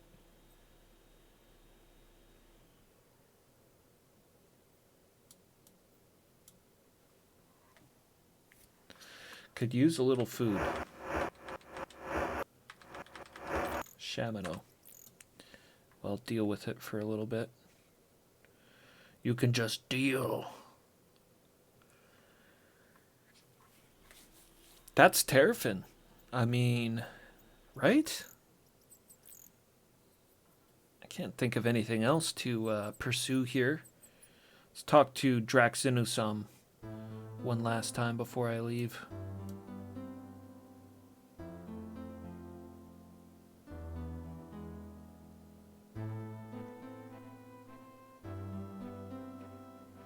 Oh yeah, and I want to climb up on the roof of this place. Dun, dun, dun, dun. Dun, dun, dun, dun. Terragus, I bet? Yeah, it's Terragus.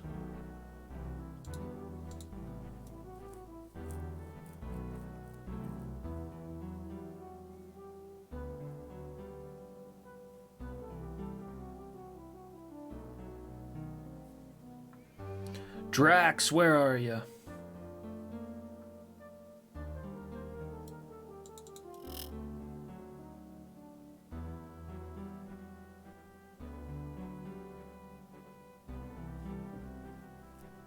That old bastard's always disappearing on me.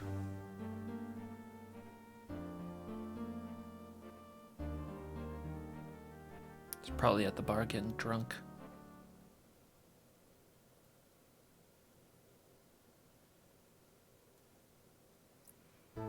No wonder no one listens to you anymore, Drax.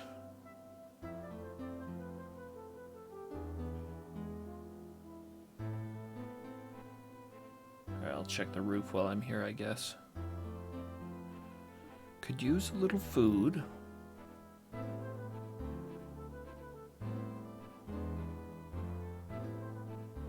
Do-do-do-do-do. Do-do-do-do. Do-do-do-do-do.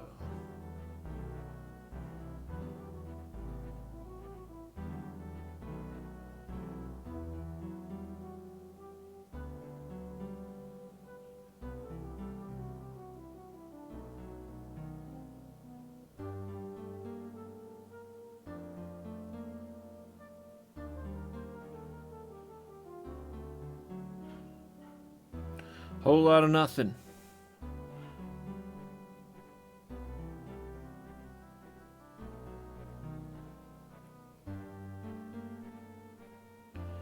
The Avatar must check every nook and cranny.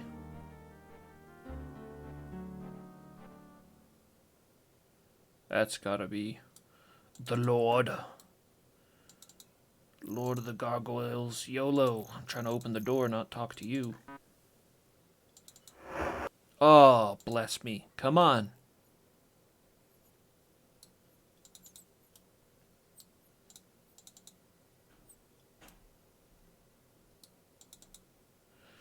Be good to see you.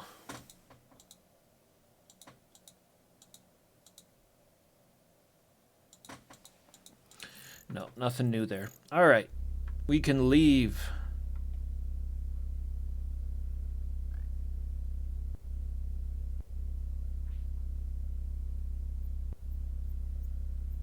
You can set sail.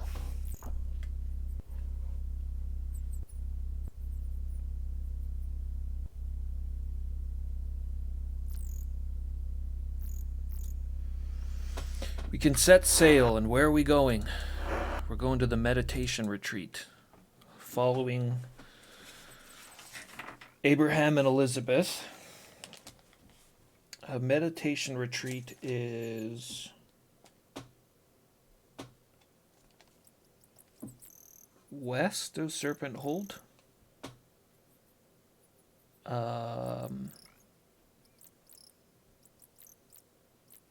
don't recognize this island.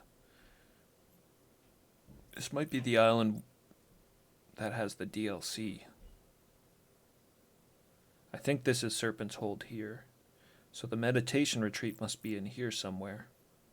One of these, or maybe this is the meditation retreat. It's pretty close one way or another.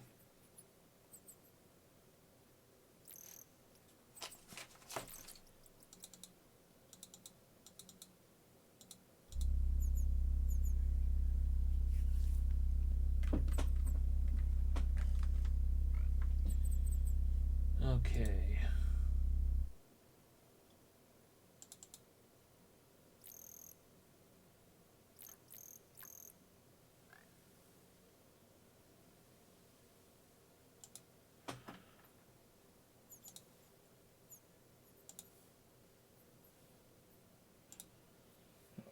Get all my shit together here.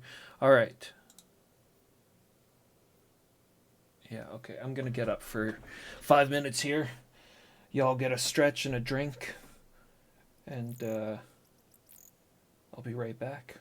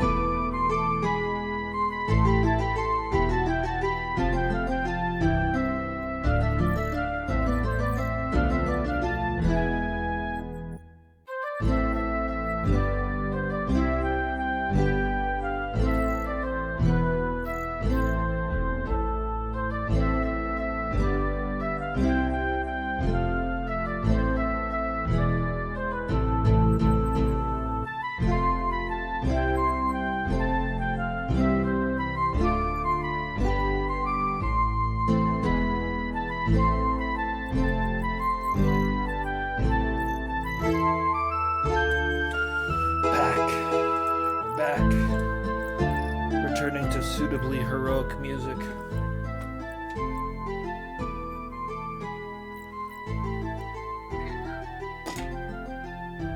What's up, Kiwi?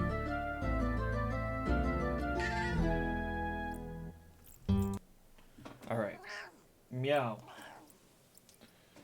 Let me take care of this cat. Oh boy.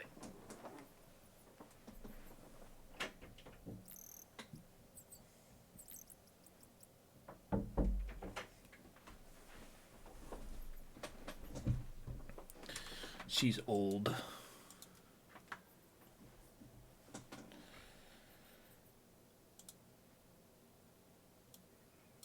Okay, we're going sailing.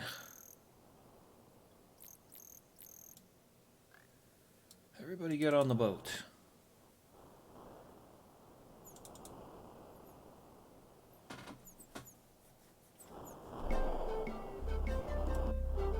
Headed west. Backwards. With the sail facing the wrong direction.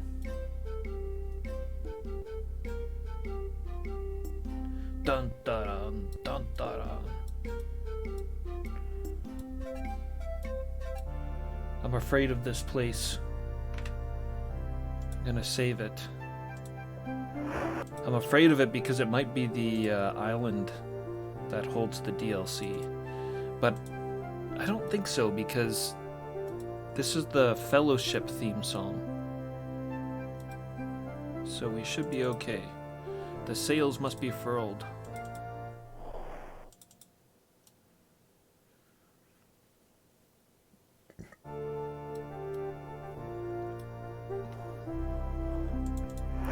Meditation retreat.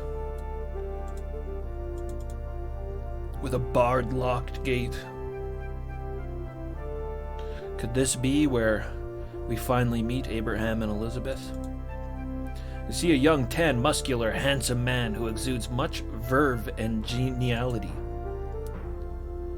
I'm looking for Elizabeth and Abraham. Alas, thou hast just missed them. My good friends Elizabeth and Abraham were here delivering funds.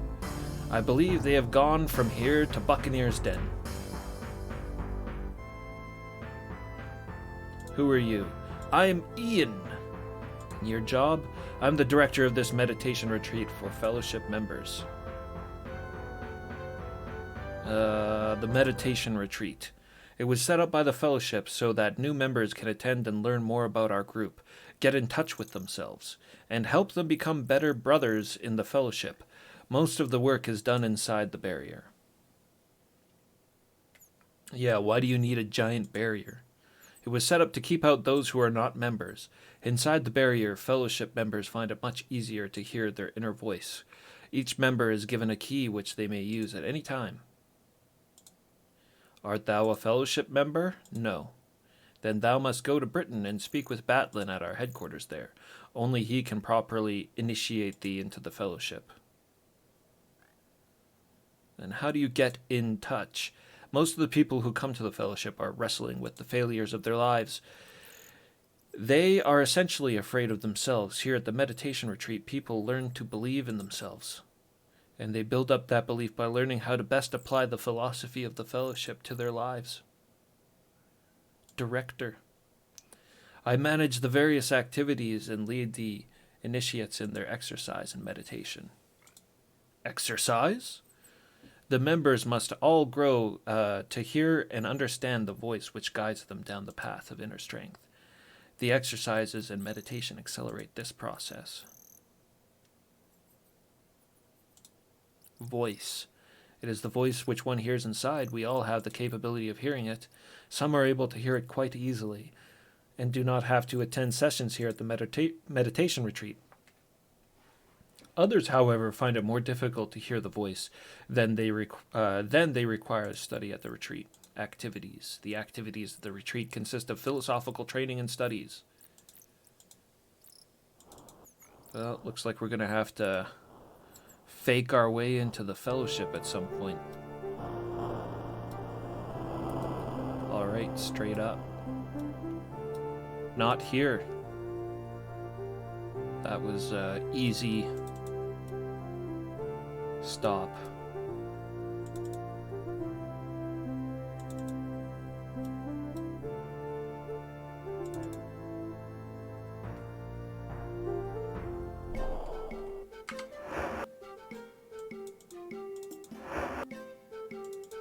Check our map. Alright, this is Buccaneer's Den right here. So that's just a straight shot north. I hear it's quite the resort. It used to be Buccaneer's Den was a violent, dangerous home of pirates, thieves, and other ne'er-do-wells. But these days, they've converted into more of a resort town with a pirate theme, a fun pirate theme.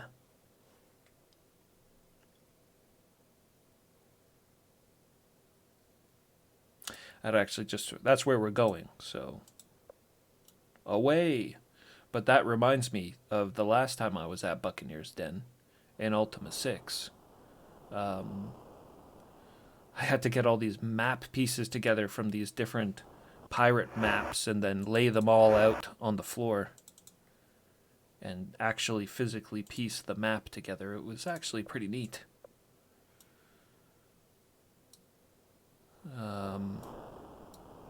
Yeah, where's this?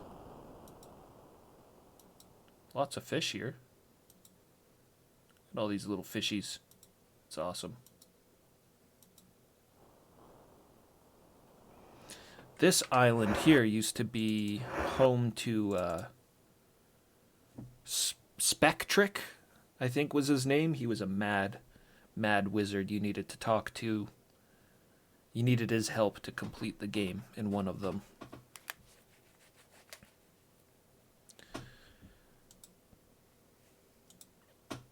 Kind of makes me want to stop off on the island and see what's going on, but... Oh! Ah! Sea monsters! To the death!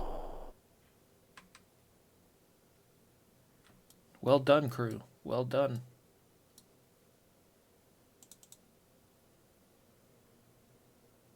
There's like a whole bunch of them. I'm a bit hungry. Killing always works up an appetite. Kill it! Kill! Kill!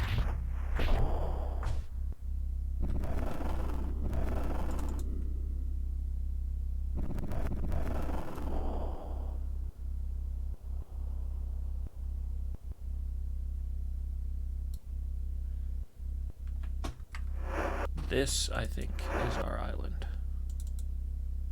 Yep. Look, I'm going right up the right way, too.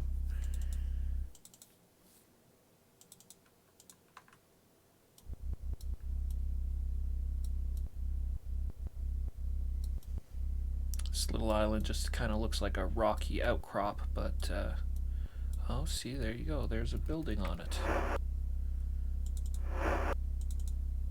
Yeah, there is a building on it.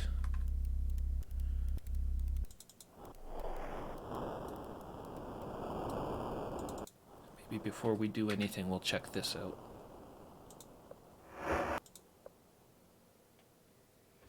Before we land on the island proper.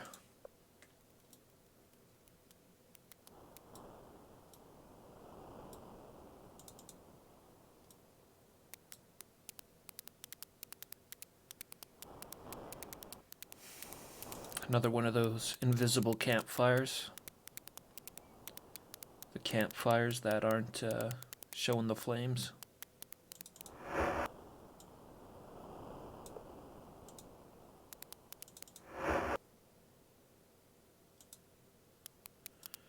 I am a bit hungry.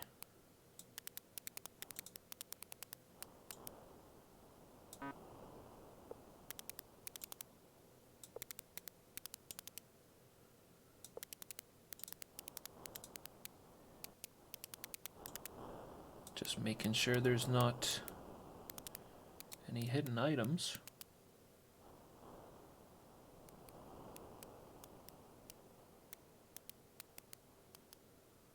An interesting little place. No cave. Whoa!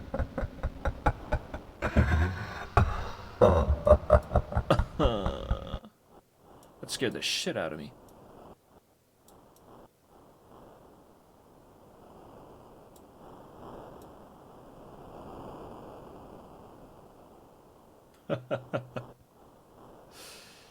Shit. I hear the voice.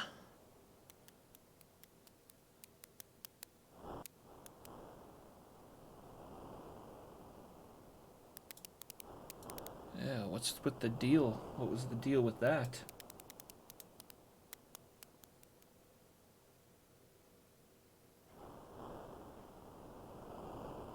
It's just when I was standing up over here. Something tells me that something's going on with this building.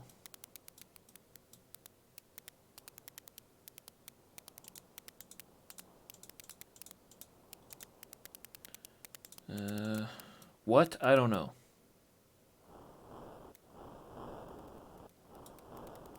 After that creepy laughter, though, I feel like I could use some time at a pirate resort. Gangplank is blocked. Well, YOLO, get out of the way then. Oh, you guys, you guys, you guys.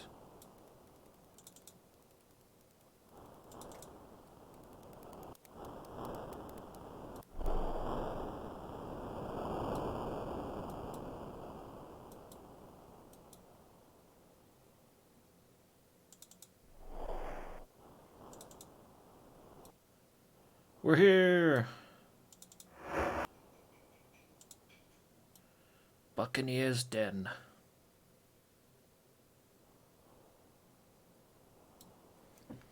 And that means clue book time.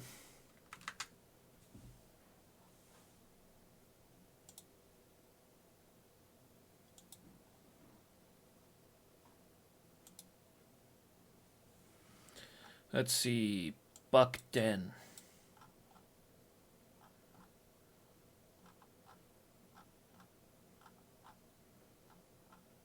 Minoc, Jalome, Buck Den.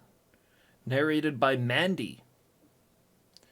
Mandy looks like she's had some pirate in her past.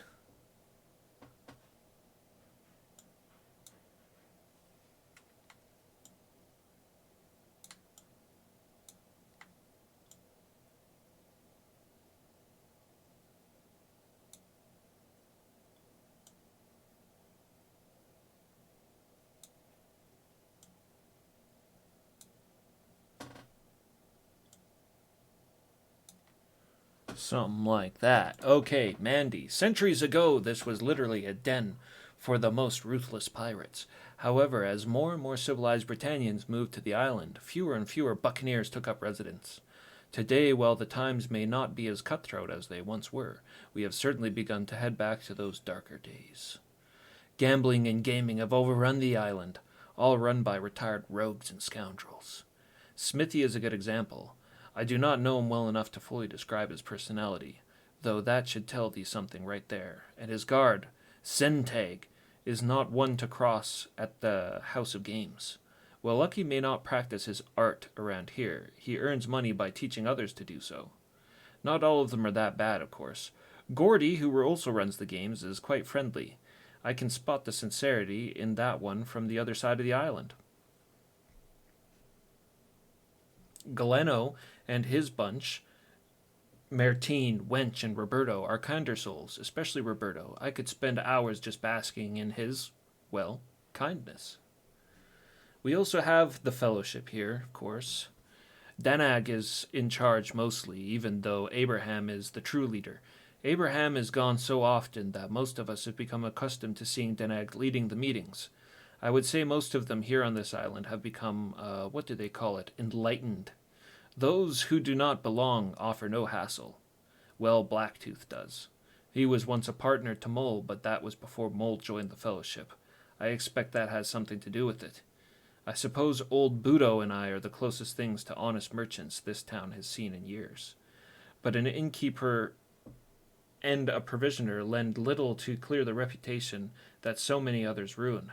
Then again, maybe the two of us are ruining it for the rest of them.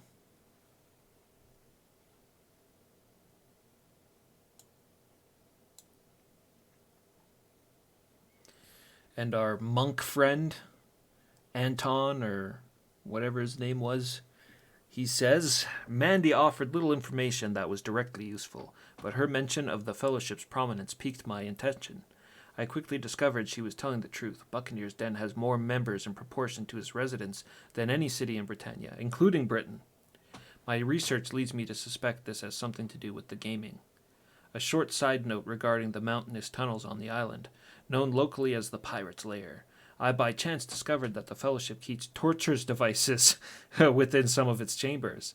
This further inconsistency between their declared motives and the actual practices make me all the more skeptical and investigate thoroughly but cautiously. They got torture devices in the caves. Where's the caves? Oh man, they've got a real network of caves that are attached to these buildings, it looks like.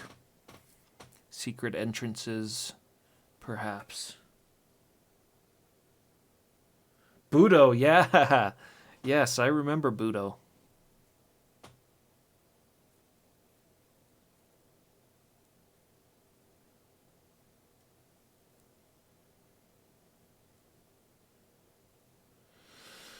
Budo's is 4. That's south of us. Closest is the trainer Lucky. He's north. I guess we could start by talking to him. We've got some houses in the middle of the village. The House of Games. The Fellowship Hall.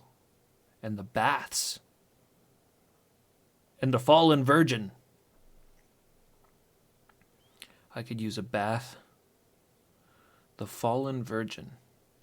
Is that the tavern or most likely Mandy's place? So that would make Budo the provisioner. Of course.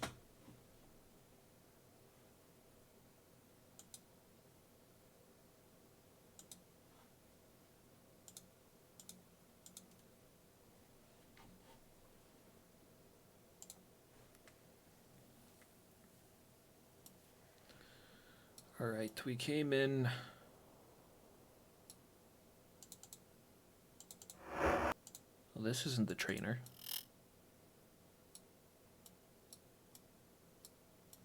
This is Budo's. You see a fat, cheerful-looking merchant. Yes. He is indeed fat and cheerful-looking. Hello, hello, my friend. Thou dost look like thou needest to spend money. This place looks quite well off. The entire island is pretty opulent. It is not the same island we once knew.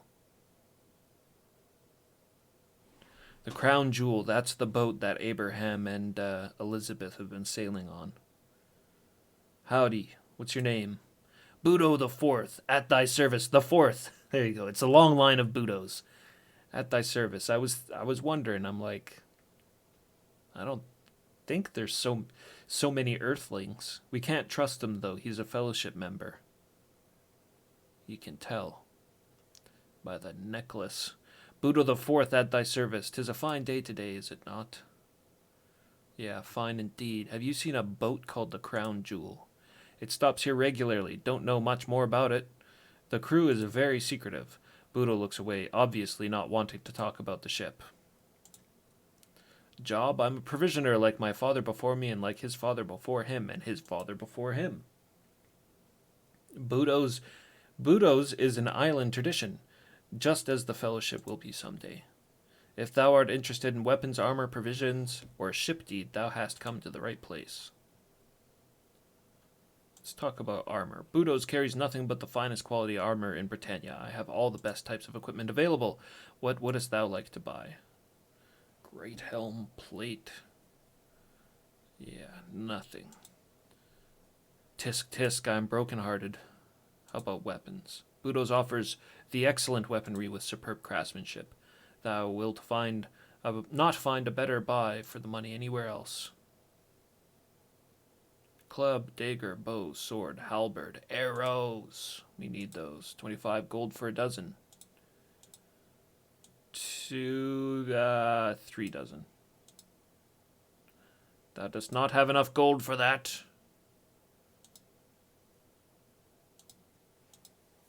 I have lots of gold on my ship. Let's try 2 dozen arrows. Alright. Fine. We'll have to come back then. Hope I can help thee again sometime, my friend.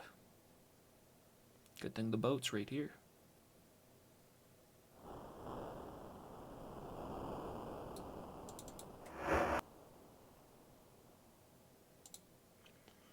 Look at all this money.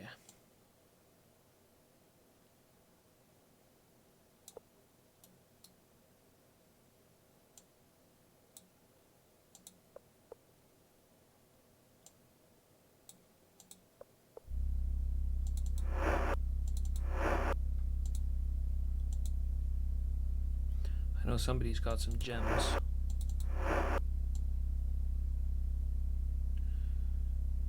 Sorry, not gems. Gold nuggets.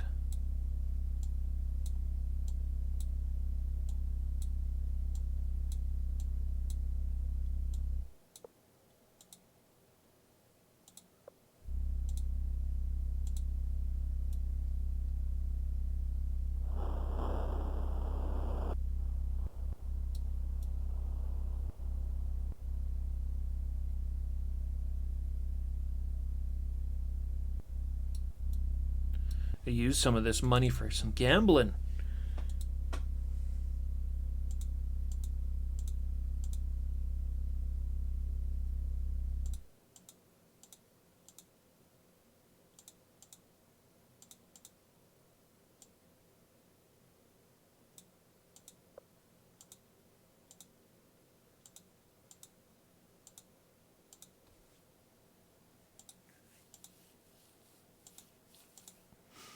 Alright, that's Budo's.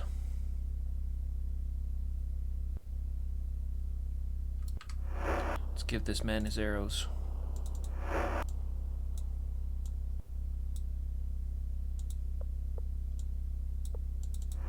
He can retire his boomerang for now.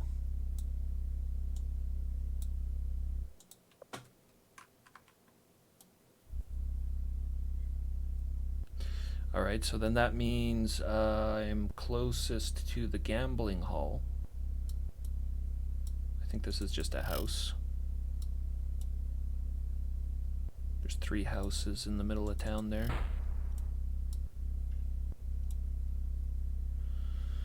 It's a little bit of rain.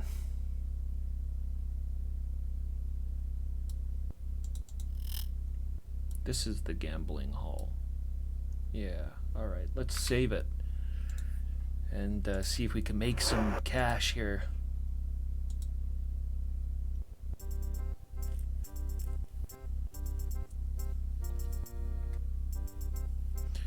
I mean, what's the max bet? I must eat now.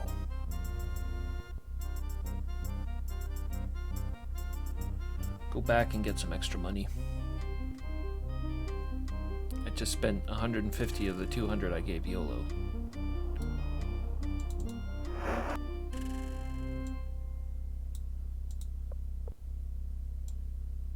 Another couple of hundred. And who's so hungry? YOLO, Spark, Shamino, Jana, Julia, Ceramed, everybody but me. I could use just a little food.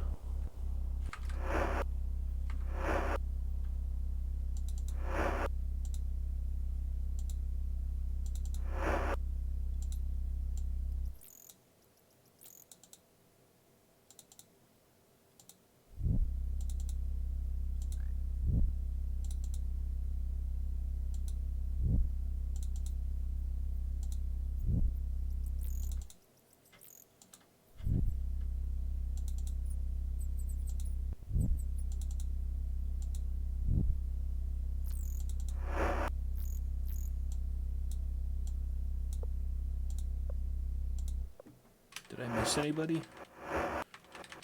Yeah, I missed Spark.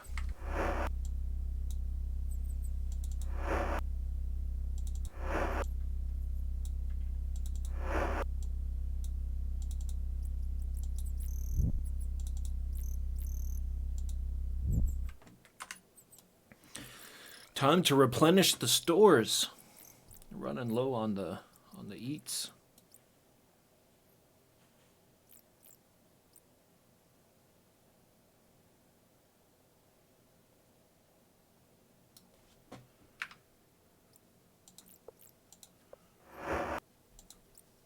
All right, let's see if we can gamble. See if we can make some money.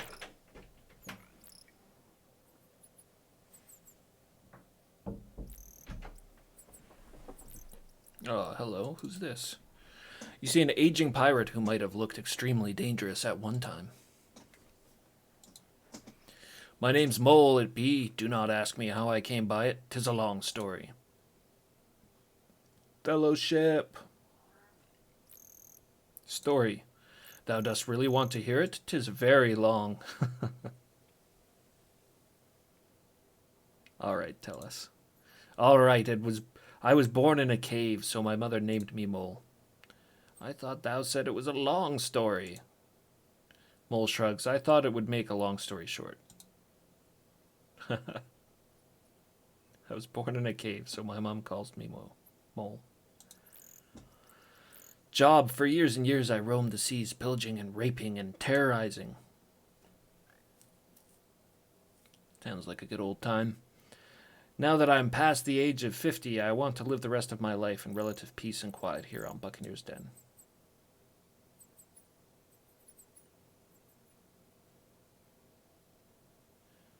Well, he must have been a pretty good pirate if he made it to 50. Peace and quiet. It's a good life. I grew wary of pirating. I grew weary of the salt water and the raw meat and the sewage on deck and the parrot droppings and the fact that every other word one would hear was "Yar." Buccaneer's Den. I spend my time at the House of Games, or the Fallen Virgin. I love the sound of the die as it bounces against the felt. I love the taste of the warm ale as it splashes down my throat. He's making me want an ale. And I have the fellowship. The group has given me a new lease on life. I thought I had mates when I was an active pirate, but they were nothing compared to my brothers in the fellowship. Mine old mates, like my friend Blacktooth, have fallen by the wayside. Mates. Blacktooth was like my brother. Not like my brothers in the fellowship, but a real brother. Knows what I mean?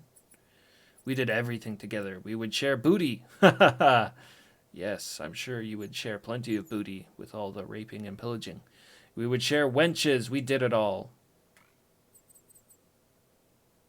Brother. Well, he's not a brother now. He hates me, and if he wants nothing to do with me, so be it. But Mole quickly adds, he does not realize what I did for him. I made his life livable. Who was it that nursed him when he had scurvy? Me! Who was it that patched him up when he was sliced to bits by that butcher's Silverbeard? Me! Blacktooth sounds like a heck of a guy. Blacktooth lives here on the island. We used to be the same link on a chain. Knows what I mean? But since I joined the fellowship, he does not give me the shadow of a sundial. He acts as though I had the plague or something. I don't understand it. Makes me want to cut something up in a mincemeat. Life. I don't know what life is referring to. Life? Yes, it was a different life in those days. Mo reflects on some past memories as his eyes glaze over temporarily. Finally, he says, I may have dwelt too strongly on my fellowship business. Perhaps I pushed him too hard. I'm sorry. If he would give me another chance, I would probably leave the fellowship. They are not as wonderful as I had made them sound. They are more crooked than the pirates I used to sail with, Mole frowns. He's really changed his tune. Thou hast put me in a foul mood. All right. Sorry, man. Just wanted to ask about the games. Whee! The Virtue Roulette Wheel. It is red. You see a well-dressed pirate with oil in his hair. Handsome devil. Your name? I'm Smithy. Job, I run the games at the House of Games. I can explain the rules and how to play for the... I also make sure that one does not cheat. If thou art caught cheating, thou will be arrested, and we will prosecute. I've already been arrested. Games. There are 3 games that thou canst play. The first is the Virtue Roulette, the second is the Rat Race, and the third is Triples. Wouldst thou like to hear any of the rules? Yes. For which game dost thou want to hear the rules? Virtue Roulette. Simply place the amount of gold coins thou dost wish to bet on one or more colors. Use the wheel, and thy money will be increased if thou hast bet correctly.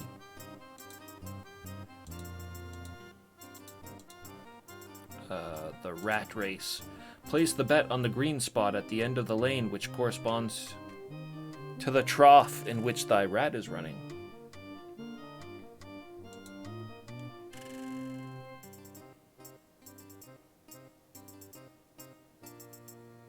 Okay.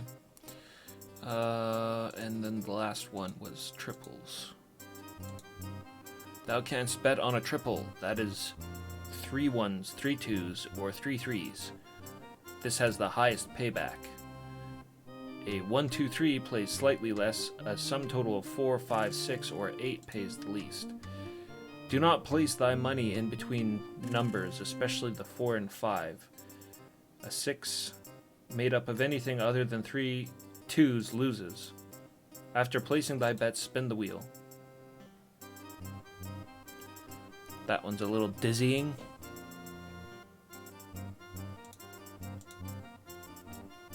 Let's try the Rat Race.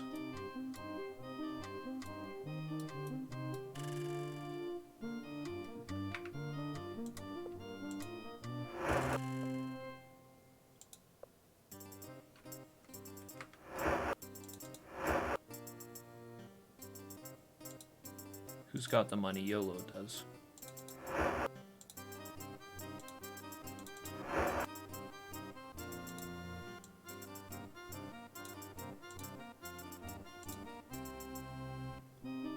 $200 gold coins. Let's put 50 on every one of them.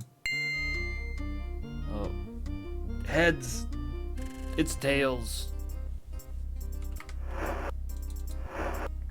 I forgot if we double click the coins. You and YOLO do a coin flip.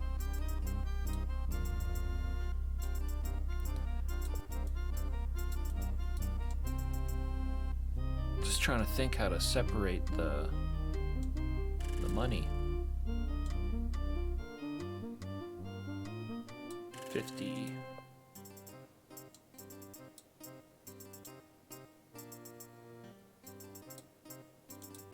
50.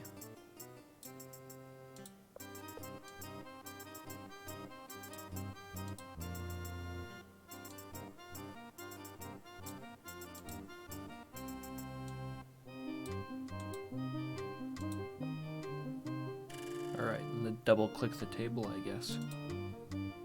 Here they go. Yes! A winner in lane 1.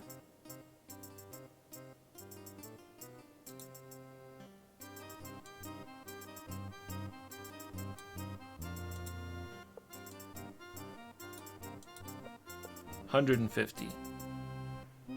So I lost 50.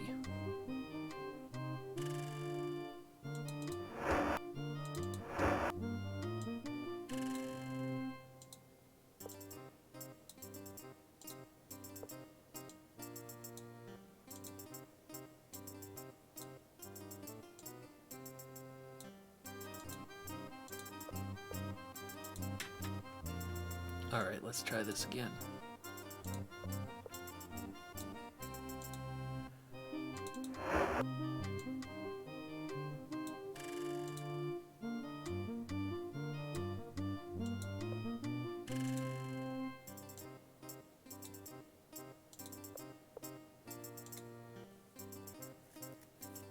All right, let's go. Let's go. Number 4. Number 4. Number 4. Oh, 2. Lane 2.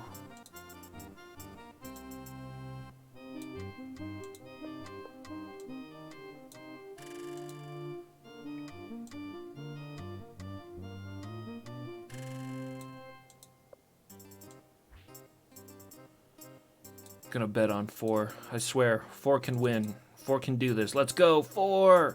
4! A winner in lane 4! Hell yeah. I knew you could do it, little buddy.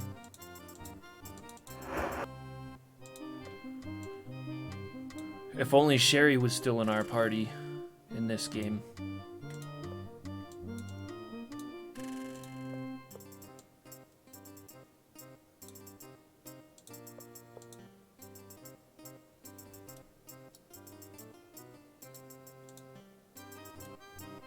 There's the triples.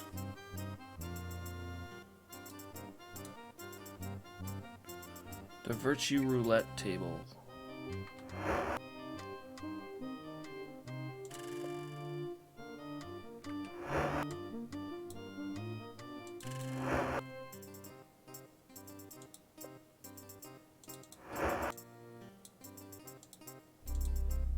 So then I suppose I put it on the table like so. What's a good color? Red.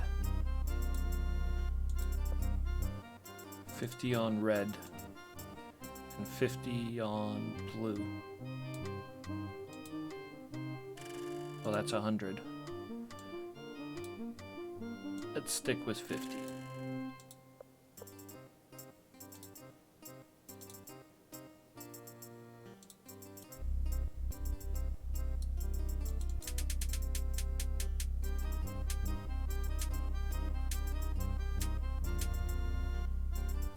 Winner on blue!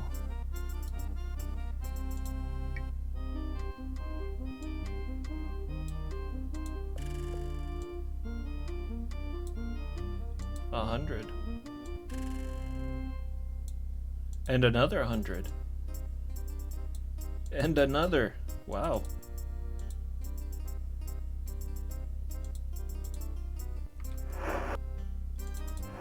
Got a lot of money on the Virtue Roulette. I think I just got really, really lucky there, though.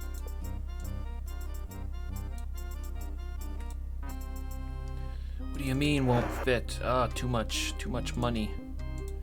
Too much money in the poor box I nabbed from a fellowship. From a fellowship hall.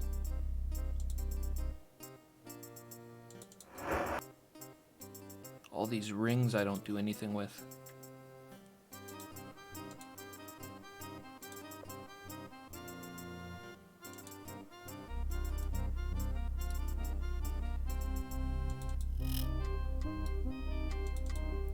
Who's this in the office?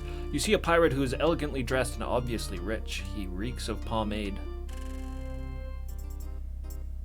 I can speak to him about a hook. Who are you? I'm Gordy, he grins widely, offering you his hand. You notice that it's none too clean. Your job? I am the mister of the House of Games. Inside mine house, thou mayest challenge thy skill at games of chance. Jesus. He eyes you carefully, measuring your worth and gullibility. Enter and enjoy, but first thou must register. Please sign the book so that we may briefly proclaimed worth? What? Which name do you sign?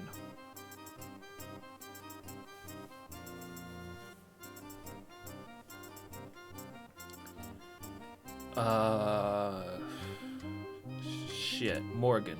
You sign your name. Very good. Morgan, welcome to the House of Games. Gordy spreads his arms in expansive gesture, obviously pleased to welcome your money into the gambling parlor. The Mister, what does that mean? It refers to my being the overseer, but everyone here has always called me the Mister. I'm not sure why, but it appeals to me. He puffs up like a bantam rooster. Trying to look important, he almost succeeds. And that is Mr. Gordy thee. To thee. Mr. Gordy. Yes, what can I do for thee? He grins, very pleased with himself. Is this truly skill-based games? Each game requires a definite skill in determining the most profitable way to place a bet. Many visitors to the House of Games find that they have a skill. Others sadly do not. The House of Games was established 6 years ago with the funds of an interested party. It attracts people from all over Britannia who wishes to live dangerously with their money. The business is very profitable. He pats his pouch and coins clink. Very, very profitable, he grins. Well, Buccaneer's Den is not in the jurisdiction of the Britannian Tax Council. We are not subject to Britannia's taxes. I'm tripping all over my tongue now. I need to drink some of this water.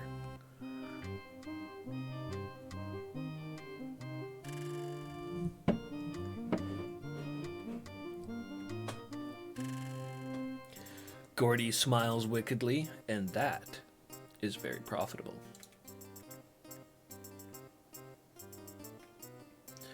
Who's the party? Who's the interested party that financed this gambling den?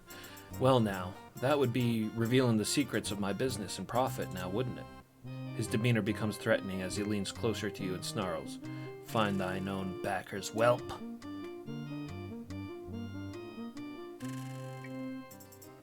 I don't like him.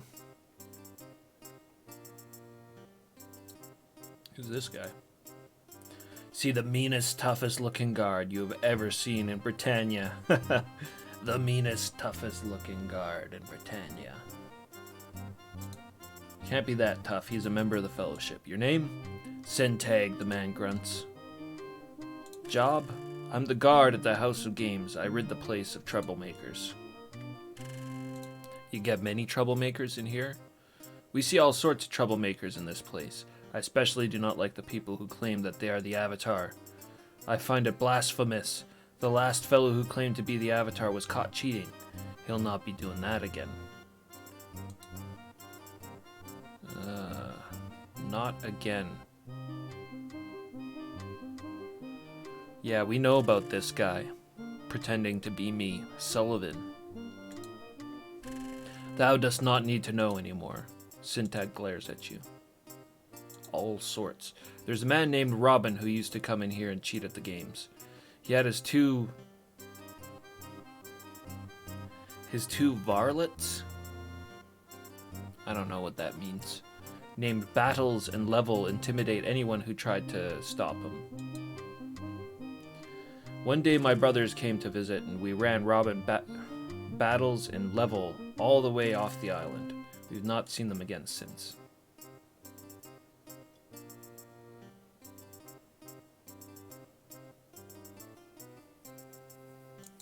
House of Games. I've worked at the House of Games since the Mister agreed to pay me and asked me to stay. I know all who go in or out. I see everything. The Mister, he doesn't seem like a good dude. That would be Mr. Gordy, the overseer of the House of Games. Thou might find him in his office during business hours.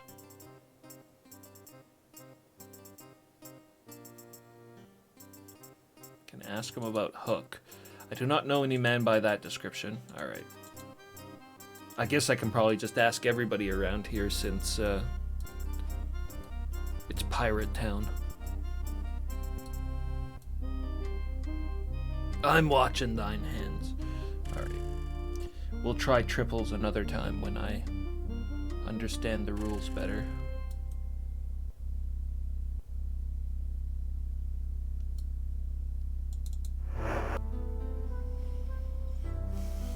This is what? This is the bathhouse. Yeah. The baths and the trainers over that way. There's nothing else over here. Oh no, the bar's over that way. Okay, I'll go that way later. Baths. I'll go talk to the Fellowship filth and then have a bath afterwards.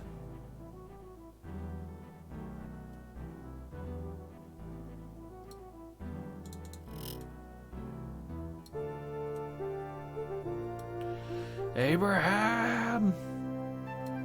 Where are ya? You see a jovial man with a wide smile. It's obvious he is enjoying his life. I am Danag, my friend. The man overdoes a majestic bow. Looking for Elizabeth and Abraham. They usually travel together. They just arrived from our meditation retreat near Serpent's Hold, and I believe they are somewhere on the island. Abraham told me I must keep working as interim branch leader until his return. And that's your job?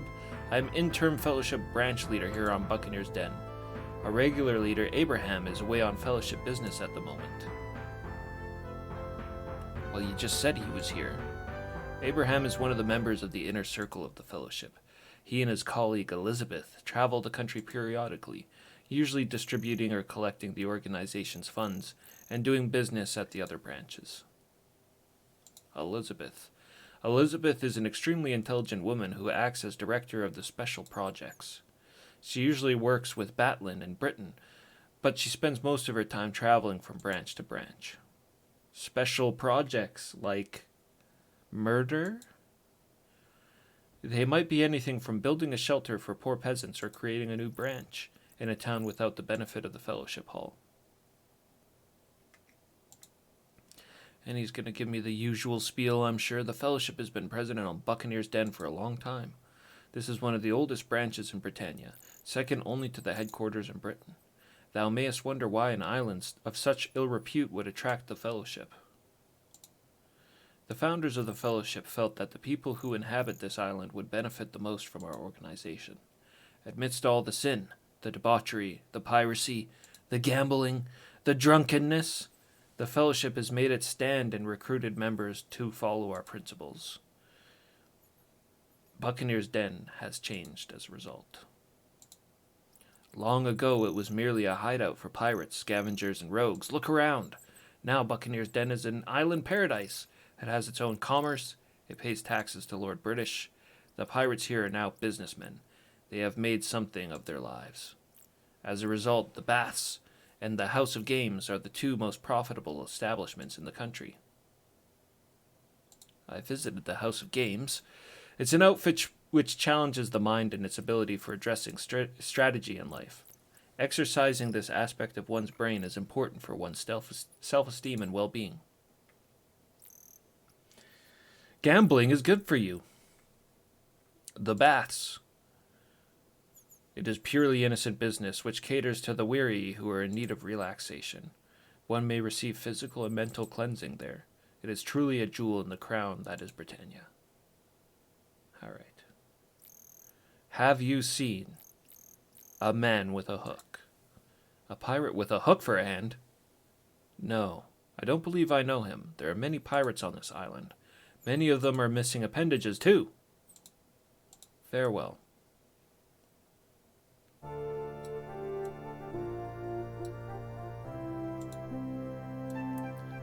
Fellowship icon. Yeah, look at this shady business.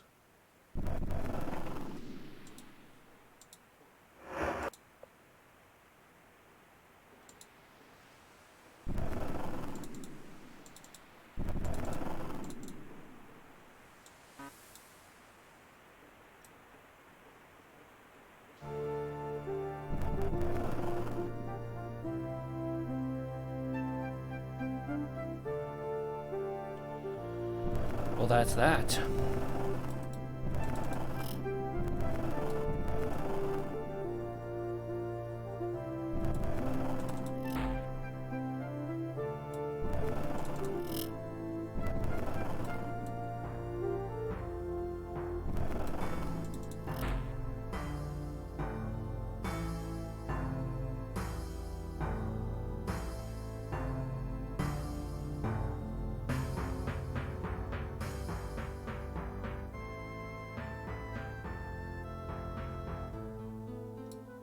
Blast!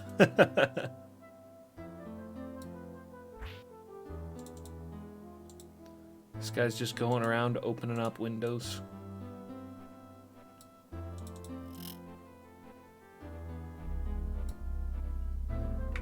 Alright, we could use a bath.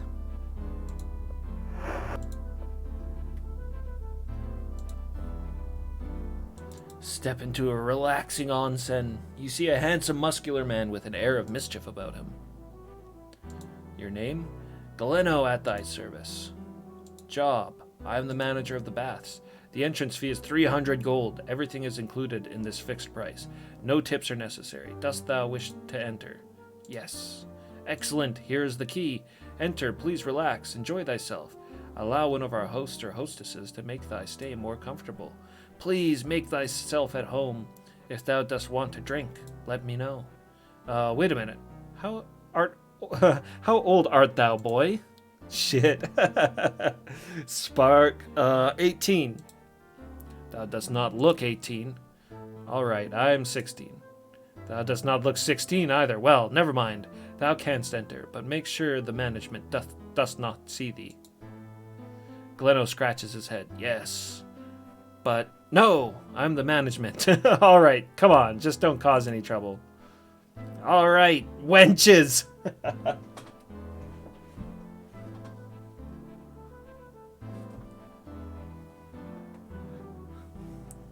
Yes, my young apprentice. Spark is getting stronger. Yolo whispers to you, methinks young Spark has learned a lot whilst adventuring with thee. Yes, indeed. Gotta learn 'em. Learn 'em up. The baths. The baths exist for the pleasure of visitors to Buccaneer's Den. Thou canst bathe in our spring pools. Thou canst lounge in our community room and socialize with our attractive hosts or hostesses. Thou canst drink fine wine and ale. Thou canst view our collection of fine artwork. Thou canst escape into a dream world. Fine artwork. Ah yes, those are erotic masterpieces from the brush of the Britannian artist Glenn Johnson. Hunter, what up? Yo. We're just about to walk into this beautiful resort. These baths. The baths of Buccaneer's Den. Learn Spark up on some wenches. Teach him how to wench properly. Notice how the curves on that one are extremely naturalistic. Dost thou not agree? Community room.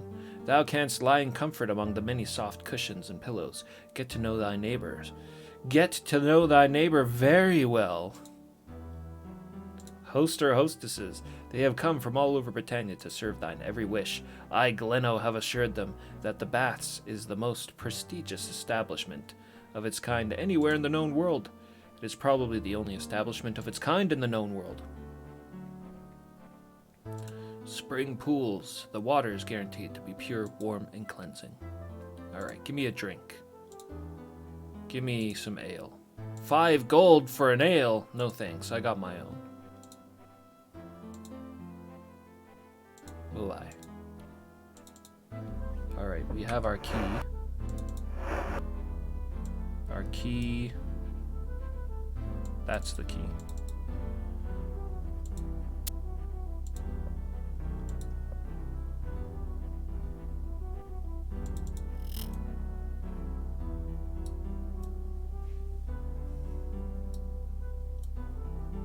Where's the wenches? I was promised wenches.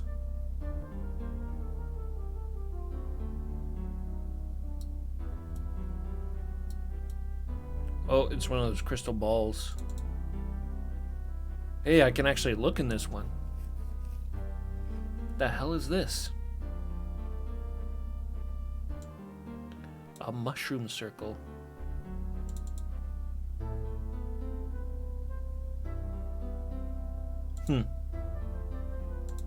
Alright. Try to keep that in mind.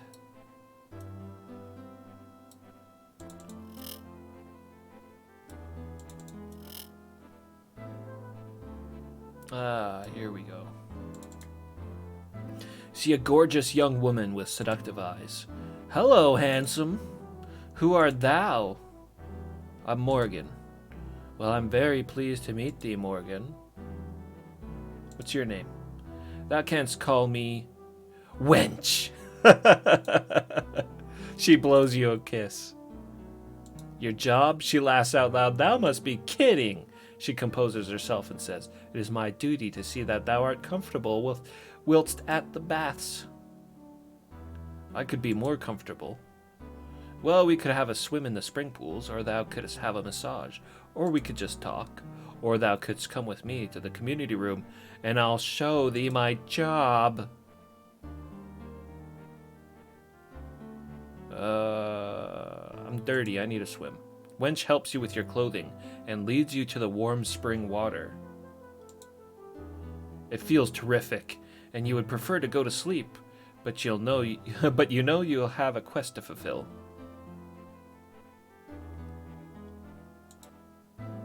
After a while, Wench helps you out of the water and to your dress. And you dress.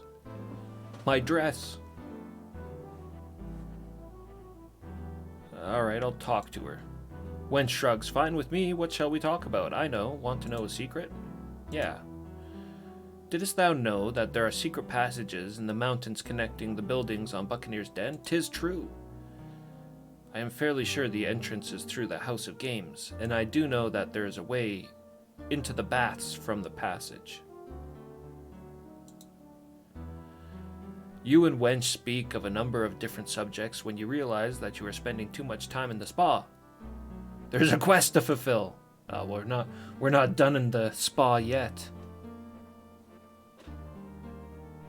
I need, tell me about the baths. I've been working here since it opened, and I love it. I am not exploited in the least. I make piles of gold and live a great life. She winks at you. I meet many nice men, too.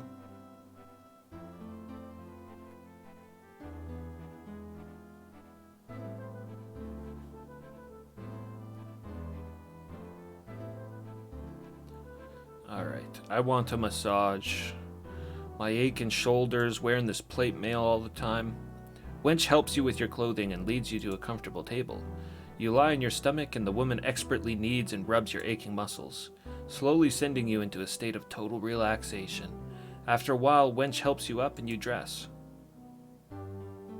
I feel great. Bye.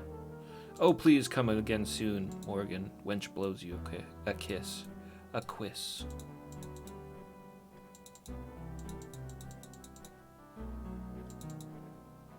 You see a strikingly handsome man with eyes that pierce your soul. Hello, art thou sure thou dost not really want to speak with Wench or Martine? No. Then thou hadst best speak with one of them. They are probably more to thy liking. I see. Wench number 2.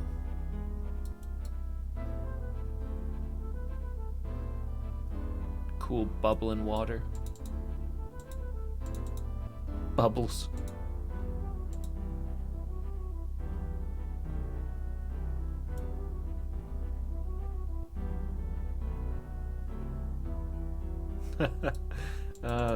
This place is awesome.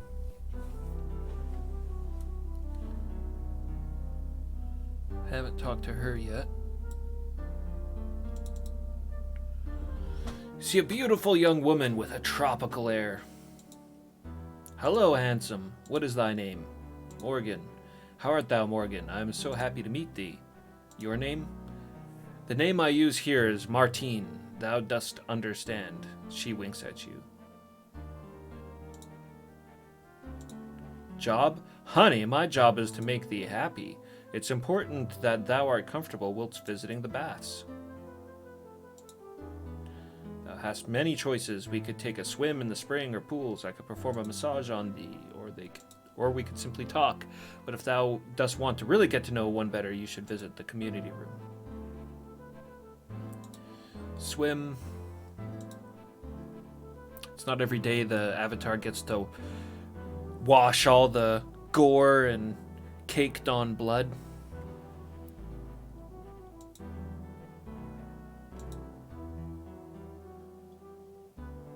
Massage.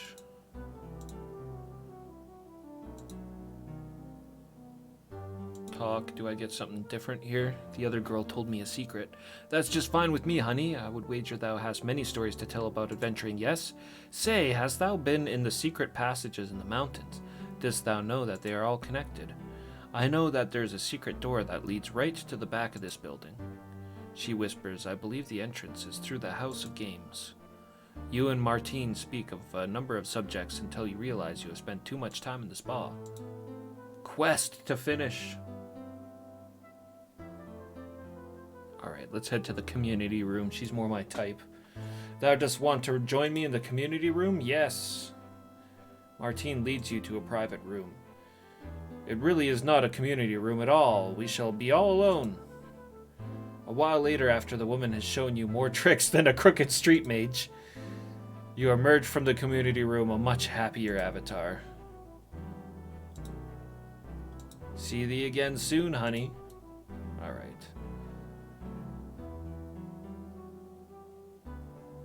Notice the medallion. Stu, what's up? Yeah, all these guys have medallions. They're fellowshipped up, but not her, actually. Well, the avatar has valor to spare. A moment, thou didst just enjoy this thyself, didst thou not? Please come back when thou art rested. The avatar needs no rest.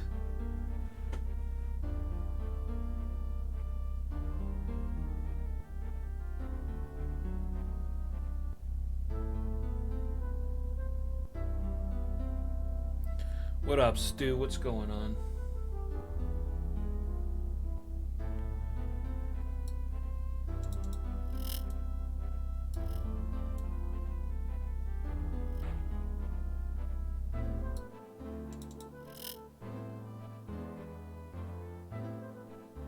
The community room.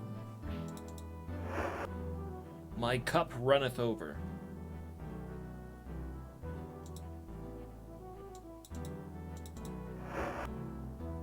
The Blade of Griffin Barony.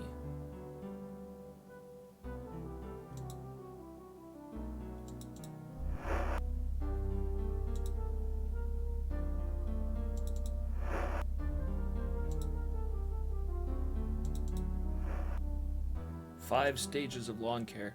Still no weapon equipment book. I am not a dragon.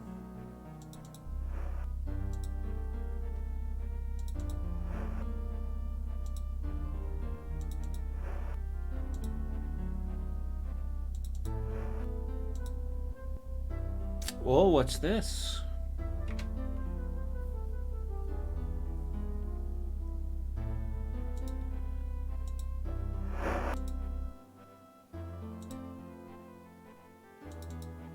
Is that what I think it is? Uh-huh.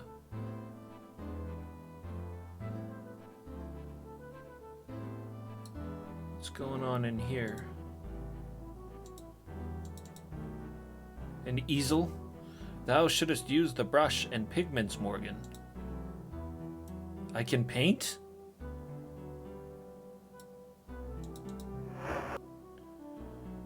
GJ's sketchpad. Oh, this is his, This is where the guy's making all the erotic paintings. Anything in here?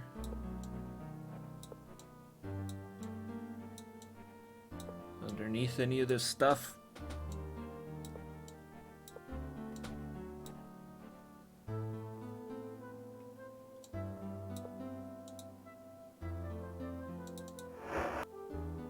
Bat profits. There's a lot of them.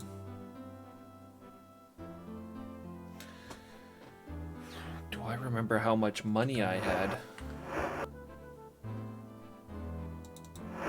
Oh, did they rob me?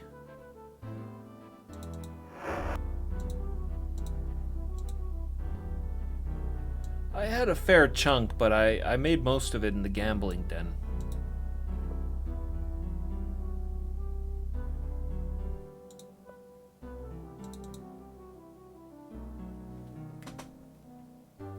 $320. I can't remember how much money I made.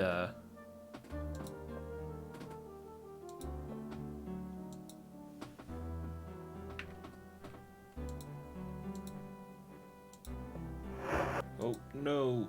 Not there. Save here.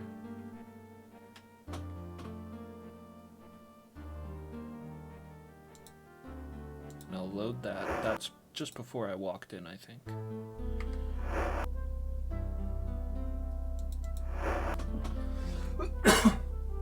Cost me 300 gold to get in. No, I don't think I lost any money.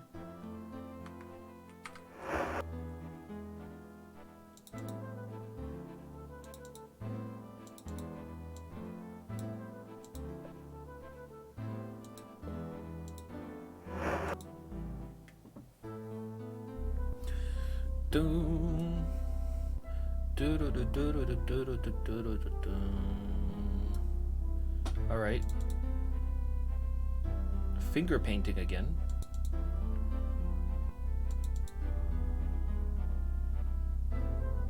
Use the brush and pigments. Yeah, I'm trying to. Oh, there's another switch.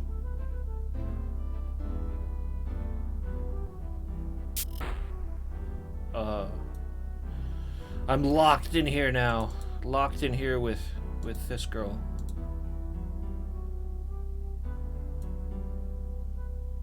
With wench.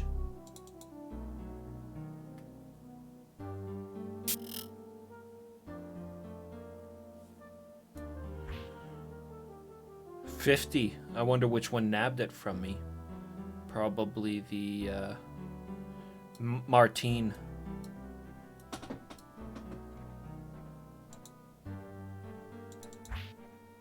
Okay, there we go. Out of the way, wench. Use pigments.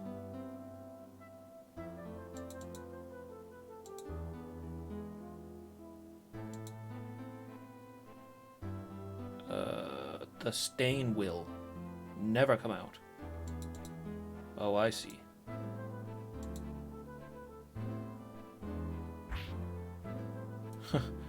Lady. Get out of the way.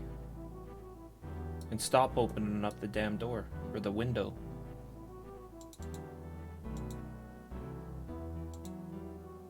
Look at that. Thou shouldst use the brush and pigments, Morgan.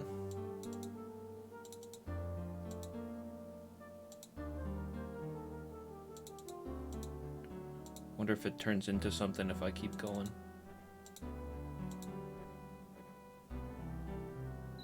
Do not quit your day job.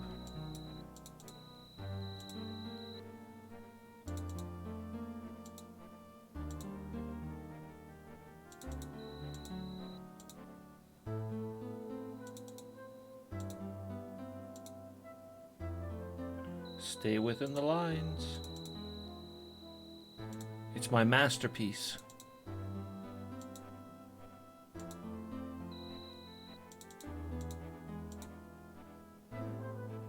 Looks great.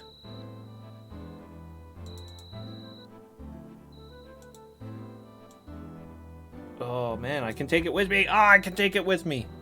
All right. I'll have to come back and grab that painting and bring it to my home whenever I decide to make a house.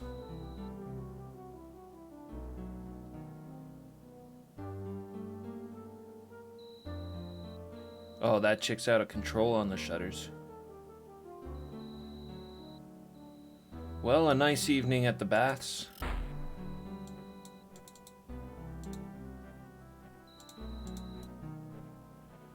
Catch you later. Let's head off to the tavern. Get a room for the night. No Abraham and Elizabeth.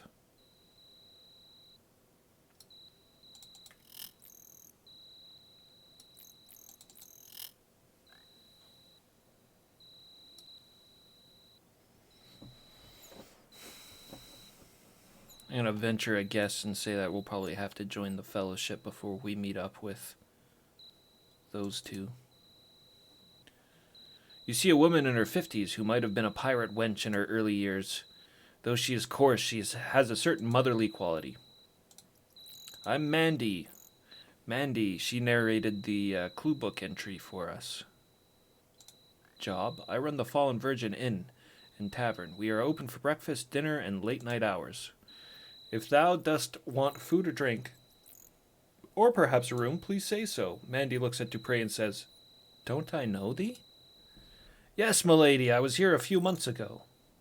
I remember. Thou art working for Bromer's Britannian Travel Guides. Thou art a pub critic. That is right, milady. Welcome back. Please try anything on the menu. It's all still very good. I thank thee, milady. Thou art a swine, Dupre. He's not actually working with Bromer.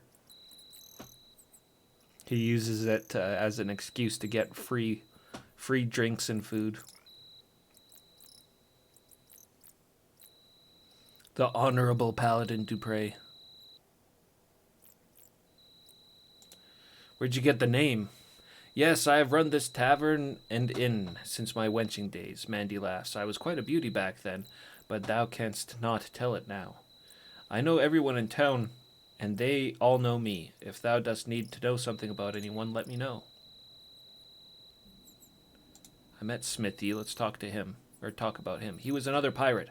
I know he works at the House of Games. I suppose he's the man in charge of the actual games. I don't know him well.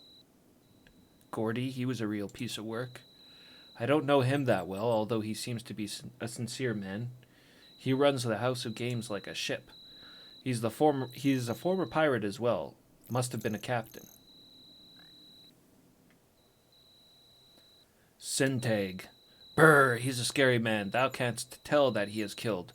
He's a guard at the House of Games. Thou dost not want to be caught cheating by him. Budo, the provisioner. His family has been on Buccaneer's Den for generations. Comes on a trifle too strong with the barking of wares, if thou dost ask me. Galeno? He makes me laugh. He's a dear. Thou wouldst not find a more pleasant and eager to please man on the island. He's a surprisingly good person, Mandy pauses, then adds, for a pimp.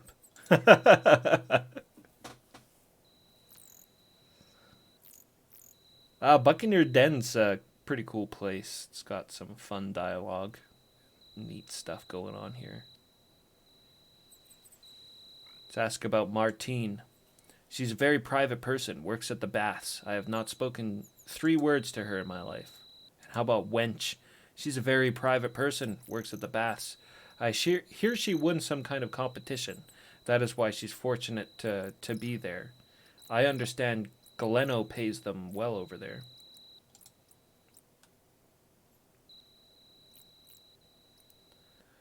Denang. Who was Denag? He helps out at that fellowship place. He's always he's the intern branch leader. The real leader, a fellow named Abraham, is never there. Denag is alright, kinda gullible. And Mole? I was a wench with Mole's gang of pirates back in, well, it seems a century ago. Mole was rough and tough and kind of a troublemaker. Until he joined the fellowship. That changed him into, Mandy shrugs, I know not, a middle-aged former pirate or some such. How about Hook? Have you seen a man with a hook for a hand? Mandy whispers to you, I know who thou dost mean. He lives somewhere on the island, but I am not sure where. He rarely comes to the tavern, but I have seen him on occasion. He scares me to death. Well, he's a killer. Some thinks that he's the one responsible for the murder that happened last year. What murder? There was a thief named Duncan who had stolen funds from the House of Games in the baths. I believe he may have broken into the fellowship hall as well. Anyway, he was arrested, but one morning when the guard brought the man his breakfast, he was gone. Everyone thought he had escaped until his body was found in the house where old Blacktooth lives. This was before Blacktooth lived there. Here we go. See, I was going to ask, what condition was the body in? It was mutilated. His arms and legs had been cut off, and he had literally lost his head. To this day, no one knows who did it. But when Hook is around, people talk behind his back. He's certainly capable of doing it. Yes, Hook. This man they call Hook has the way of a killer about him. Thou can't see it in his eyes. I would be extremely careful if I was to run afoul of him.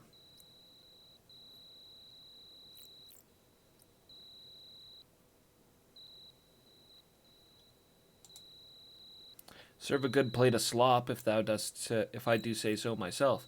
That silver leaf is something. Thou shouldst try that. Best bloody swill thou wilt eat on the face of the earth. I don't really understand silver leaf as a food, because it's a tree. Anyways, how are they getting silver leaf? I thought I stopped the silver leaf production in Britannia. Drink, I can offer thee wine and ale. I have no more left, my lord. Silver leaf trees are no longer being cut down, and my supply is diminished. Silver leaf sells for 50 gold for one portion. Too rich for thy blood. She's gonna give me one anyways.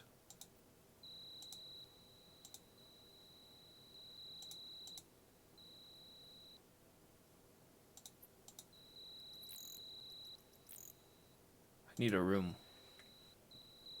10 gold per person. It's almost gonna be 100 gold to sleep here.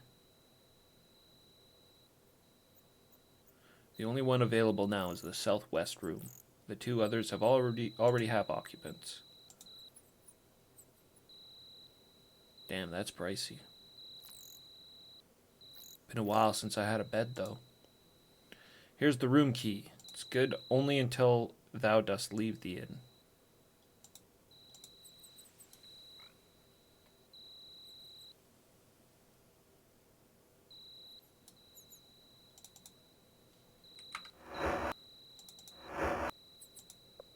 This is our room here, I think.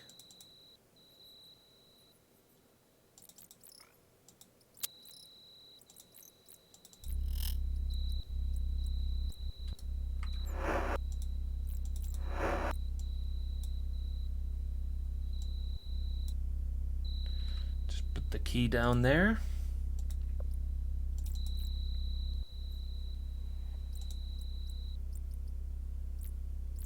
Eight hours. Pleasant dreams. Thanks, YOLO.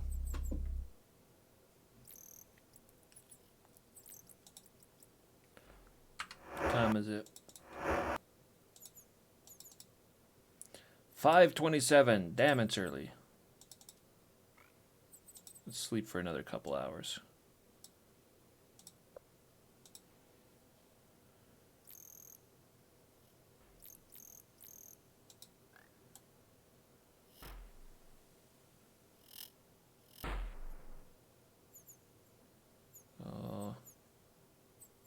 My party's acting weird.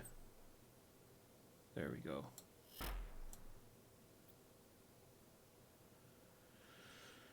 Julia was sliding around on the ground.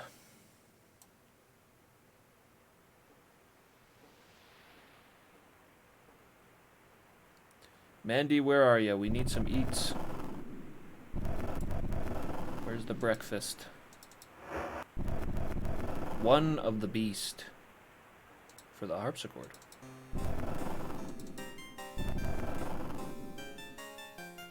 Oh, apparently it's Spark playing.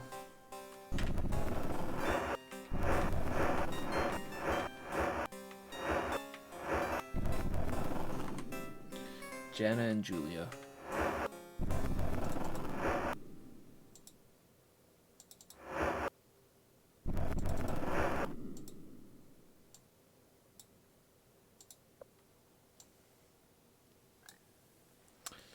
Not a lot of food to give them.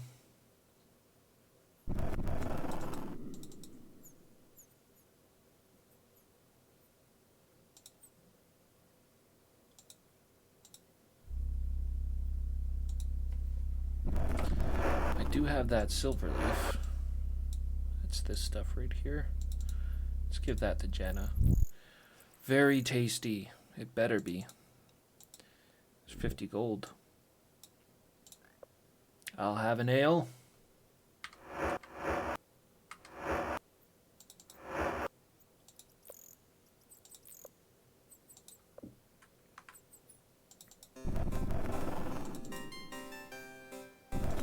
Budo.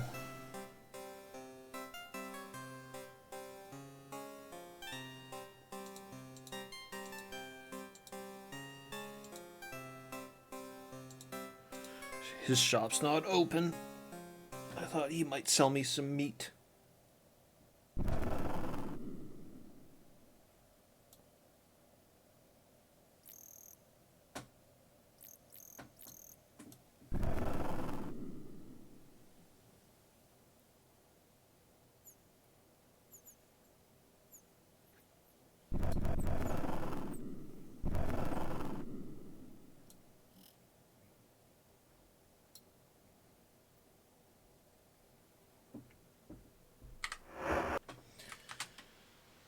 Give me 1 second here.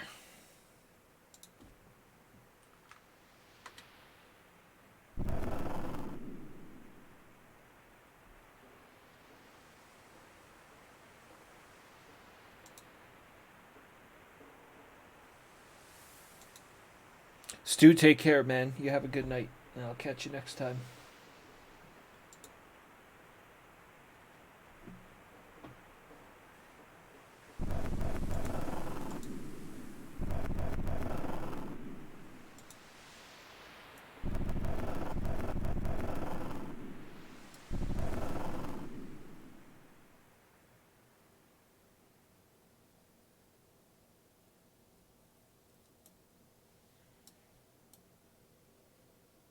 A hidden door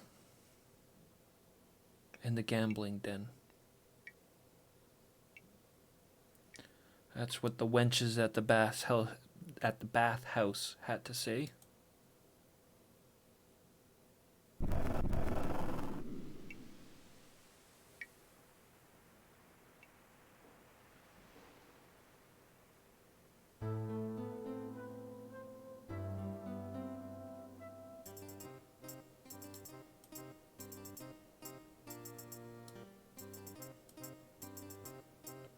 There it is there, eh?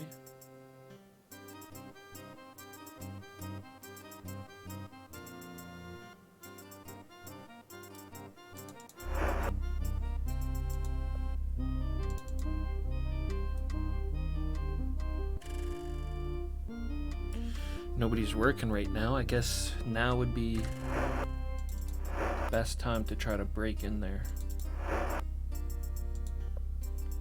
Try the skeleton key. Didn't think that would work.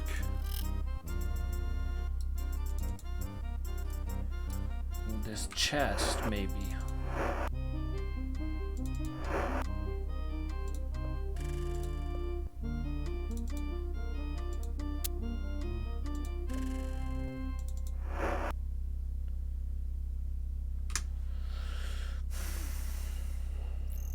Not the key I was hoping for, but that's pretty nice. I could rob the gambling hall.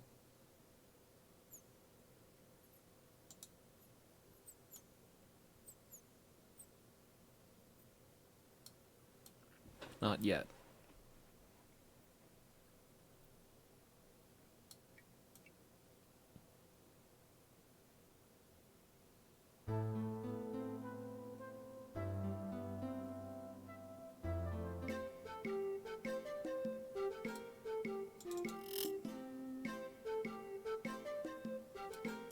What place is this?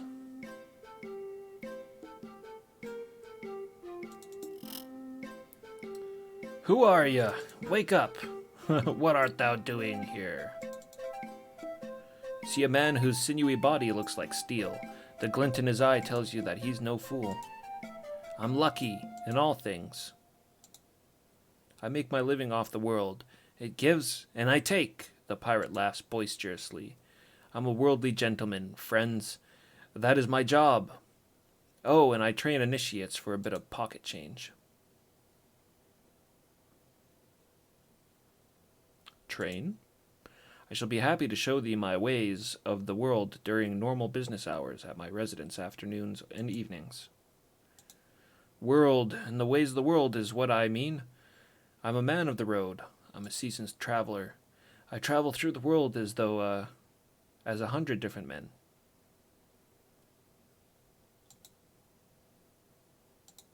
What do you mean? Thou canst be a different person just by assumption. 'Tis an attitude. I'm an expert in the art of charismatic communication for the purposes of deception. It gives one many skills. For example, I can walk into any shop and make a purchase. But I will walk away with much more than I bought, for I know how to fool the shopkeeper. Little things like that. A true rogue. Traveler. In truth, there are few places where I have not been, and little that I have not done. We'll check his training abilities when he's available.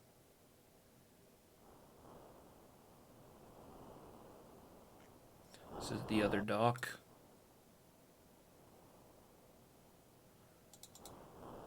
This isn't my ship.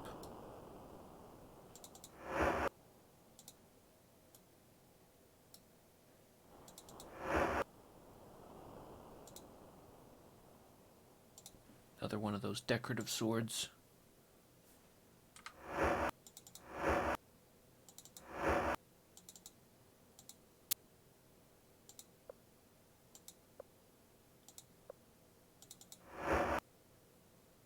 Bunch of glass sculptures probably on their way to get transported somewhere. Maybe they're on their way to Budo's shop.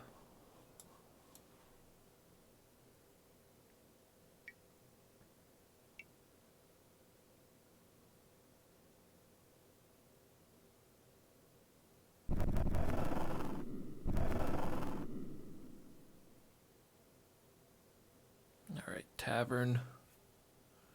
I don't think there was anything over here.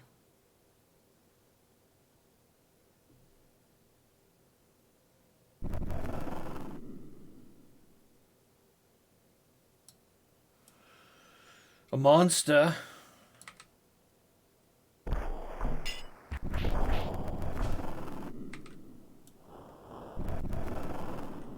Not anymore.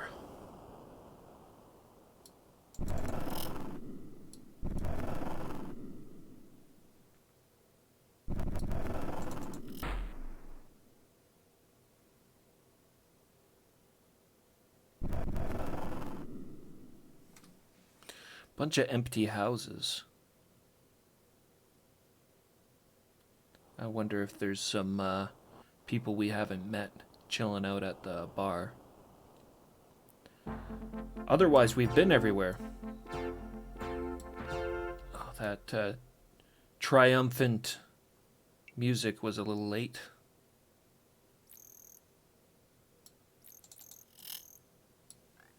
Hello, who are you?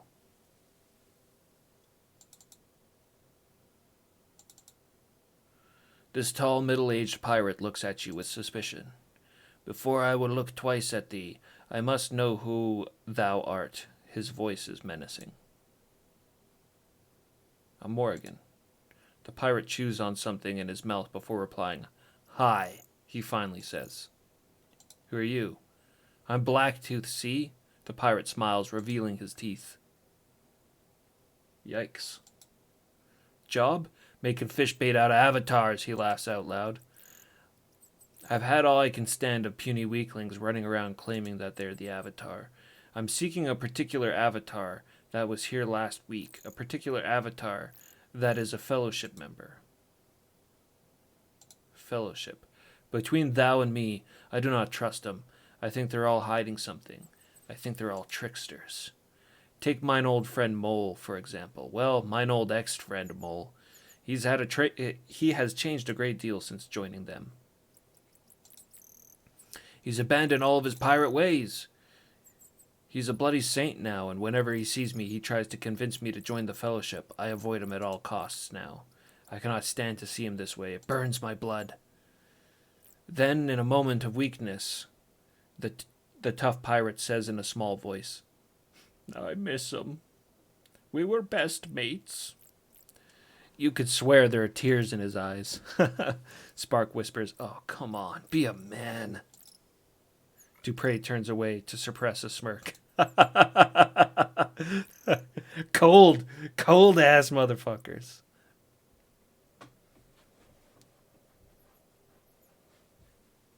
The barbarianness of the Avatar rubs off on his companions.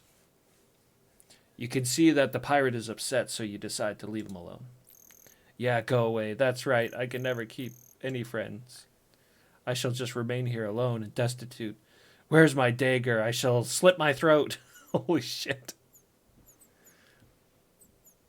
What about your buddy Mole? He's another aging pirate that has retired and lives on the island. We were mates for many years, but then he joined that damn fellowship. Now he thinks his droppings do not smell foul, if thou knowest what I mean. And how about that Avatar? He was through here a week ago, tried to filch some gold off of me. Imagine the nerve of that bastard. He was gone before I had realized what he had done. We were playing a game of cards at the pub. Damn me if he did not deal from the bottom. I can usually spot tricks like that, but he was good. Alright. Yo, your buddy Mole says he's sorry, and he'll give up the fellowship and be your best friend again. He said that? Really? Blacktooth looks as though he may cry again. I must go take a look for him. I thank thee, Morgan, for considering my feelings in this matter. Blacktooth gives you a big hug and then turns away to look for Mole. A bunch of softies. Hey, Mole! Mole, where are you? Mole, Mole! You're going the wrong way, man.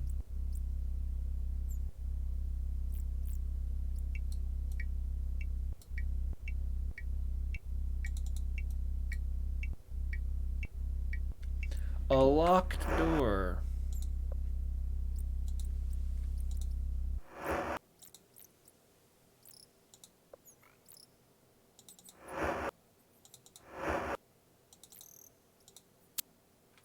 No. Oh, it did work.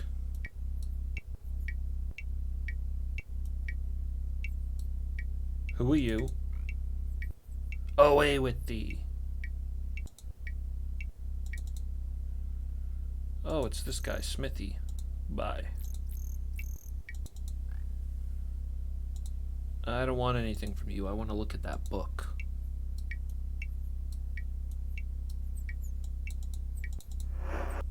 Two in the fold. Squawk. These parrots are always telling me to give them a cracker, and they know a secret. I know where the treasure is.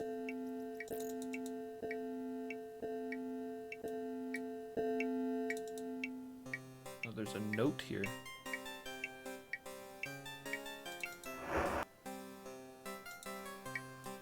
The harpsichord song.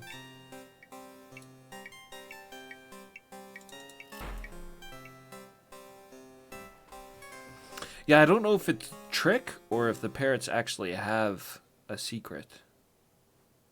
But,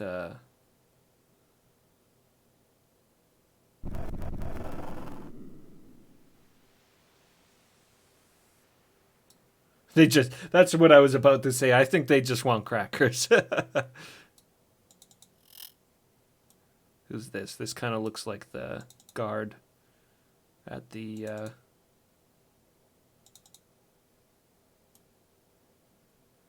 guard from the gambling den.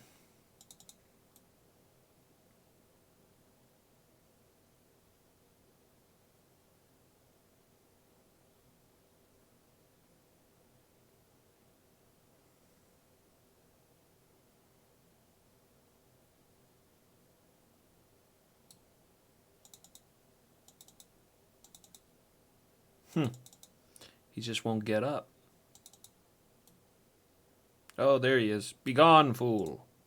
I just had to really poke the shit out of him. Hey! Hey, wake up!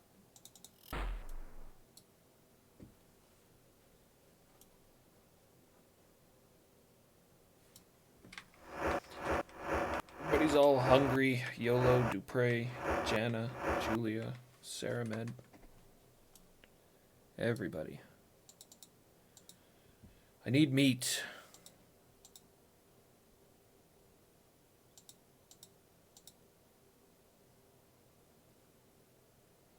Oh, come on.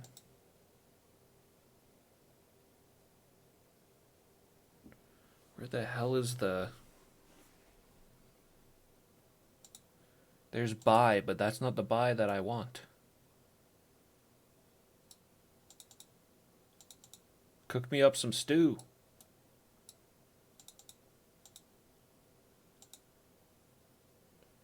We are open for breakfast, dinner, and late night hours. Please come to the tavern then. It's not breakfast?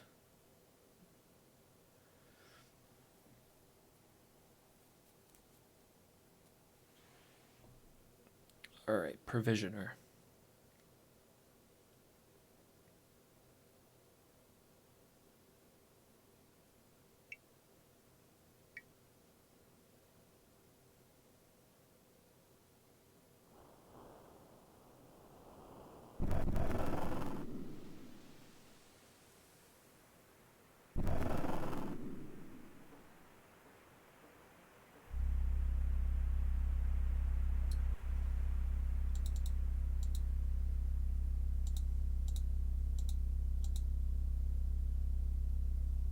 Provisions. Oh my god, no food.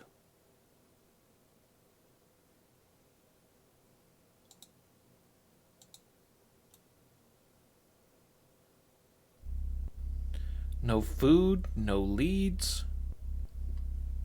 I mean, I'm clean, and I did some wenching. Made some money at the gambling den.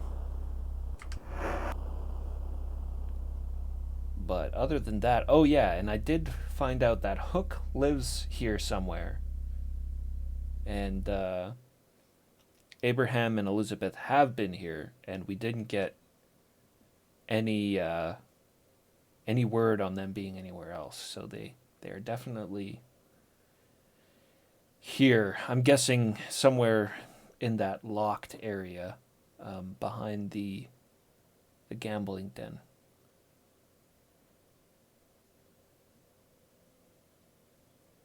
I suppose the next step might be to snoop around the different buildings and try to see if I could find maybe in Gordy's house if he has a key that will unlock that. Or maybe I'll just have to kill him. Kill him for his key.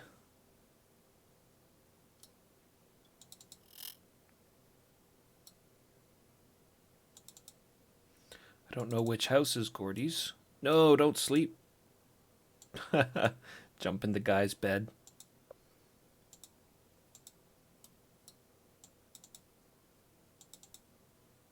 Oh. I want to talk to the pirate. Mole, he misses thee. You tell Mole what Blacktooth said, and a change comes over the salty pirate, as if you had just given him a bouquet of flowers. Thou must be kidding me. Blackie misses me? I thought he hated mine innards. I shall have to go for a little walk, and maybe I will run across that old dog. I thank thee, stranger, for imparting this information to me. With that, Mole turns away from you, doing a little jaunt.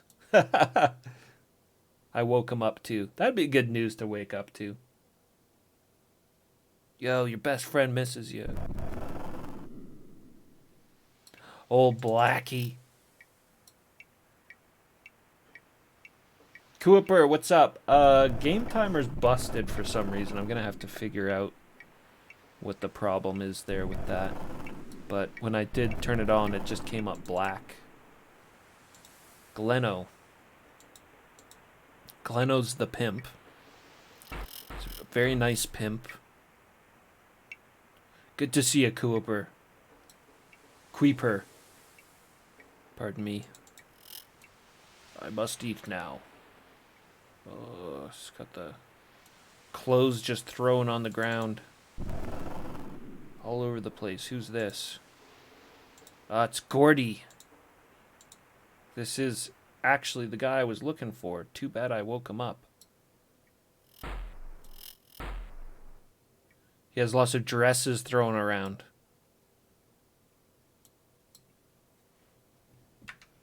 Running the show. The Mister, they call him.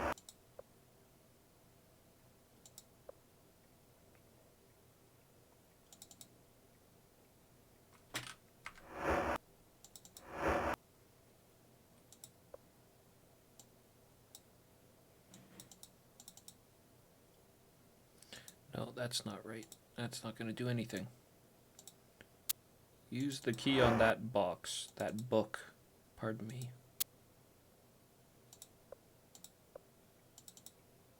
No? Ha! Who goes there?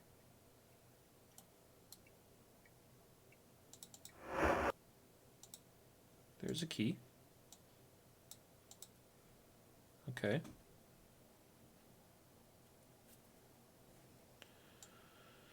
Well, I did just save it, so...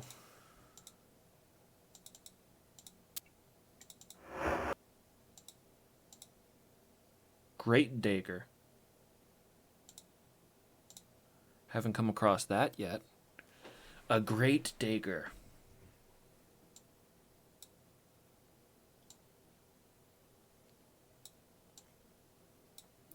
Well, Spark, that's Spark's weapon of choice, daggers.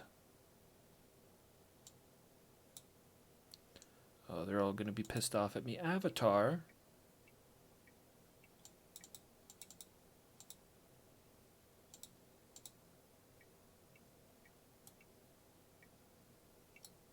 Robbed him for his great knife, but it didn't... No key to the back room like I was hoping for. I want to see this great knife in action.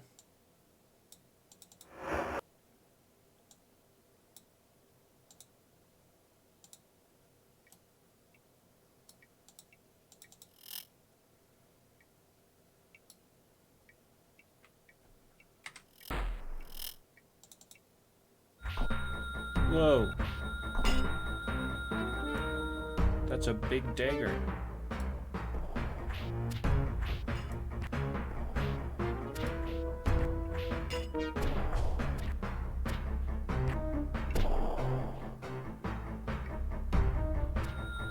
Huh.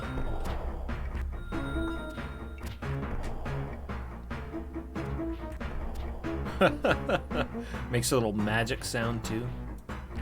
Isn't that the guy I was trying to kill? Gordy! Gordy! Oh my god.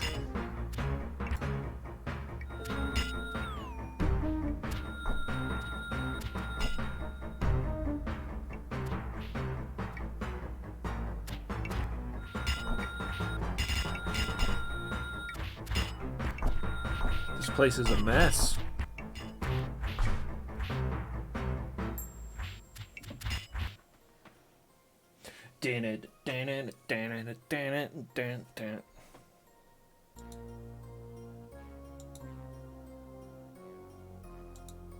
Elizabeth and Abraham delivered me here.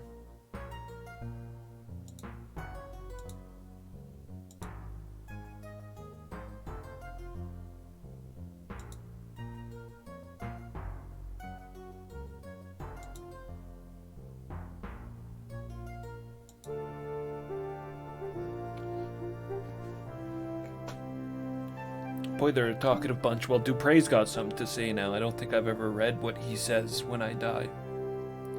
The fellowship members who brought thee to this place did not speak once during the entire journey, but it seems that they did the right thing bringing thee here, for thou hast been revived.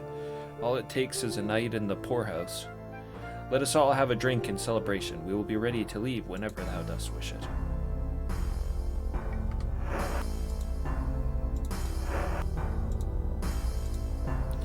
So the great knife is pretty cool.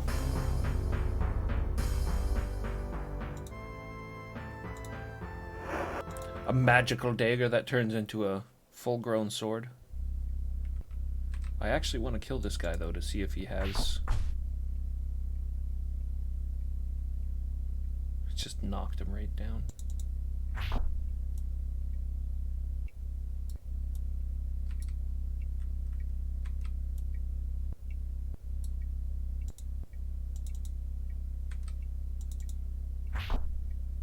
There we go.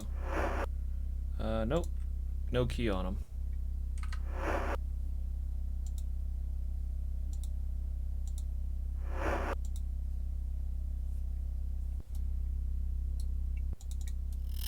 I'll be back for that knife when he's not home. Yeah, they do keep saving my life, right?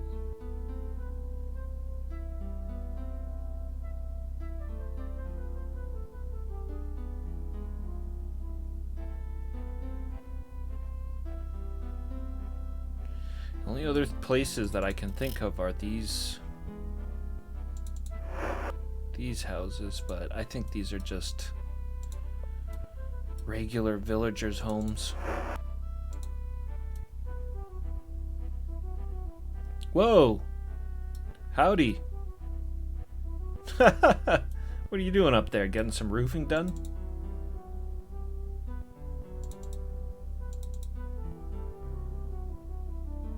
Cynic Worm, what's up? Welcome to the stream. Hell yeah.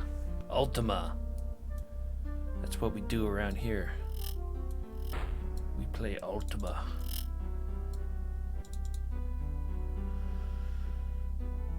Woman looks up in surprise and says, I am not working at the moment, and I ask thee to respect my privacy. If thou dost wish to speak with me, come to the baths at the late evening hours, the wench. It's not the wench, the wench named wench, but a wench. The one that stole $50 from me after giving me a massage.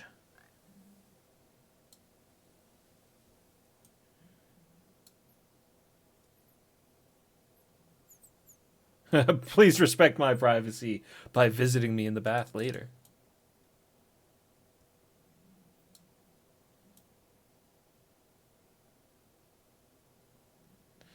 Yes, I'm sure you could use a little bit of food.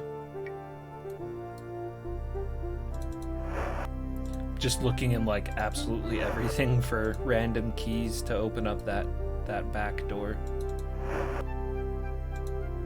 The communion wine.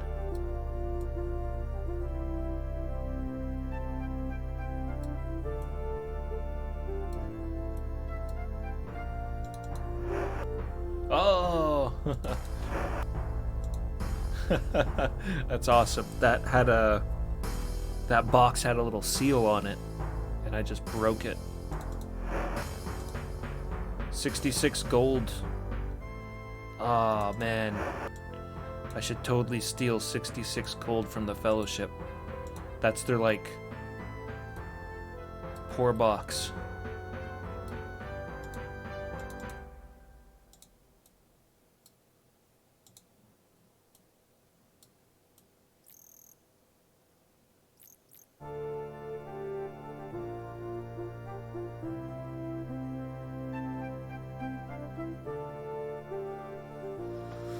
Yeah, take that. I just roll up into your Fellowship Hall and take your shit. Take your money.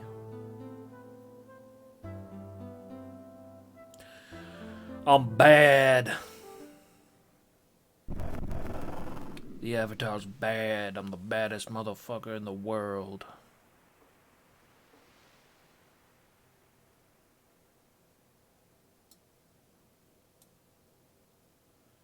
These all look like familiar faces. Hey, lady, you serving food yet?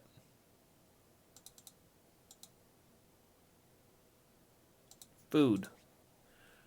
A good plate of slop. That's exactly what I want. I'll take a mutton. Holy moly. 6 gold for a portion of mutton. That's double the price from Paws. It's too rich for my blood. I actually do really need some food. I keep answering improperly. Maybe her fish is cheaper.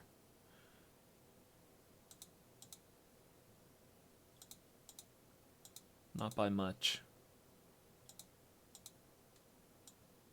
I don't know, like 6. God, that's a lot of money for mutton.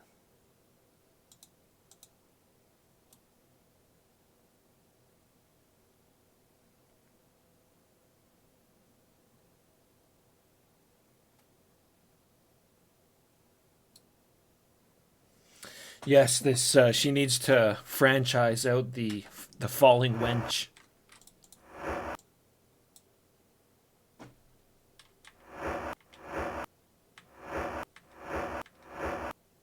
So me, YOLO, Dupre, Jana, Julia, Ceramed. Everybody except for Spark and Shamino. Yeah, all those guys need to be fed. Everybody but Spark and Shamino.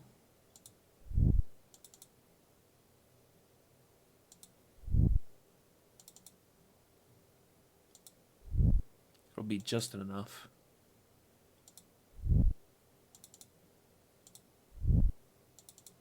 Burp, belch. There you go. Now stop complaining to me about how much you want some food.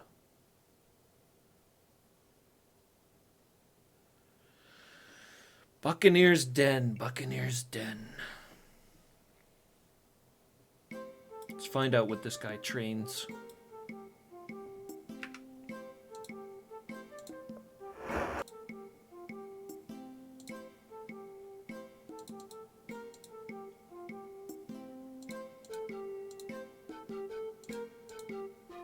$35 gold coins. Ah, very affordable. Dost thou meet with thine approval? Yes.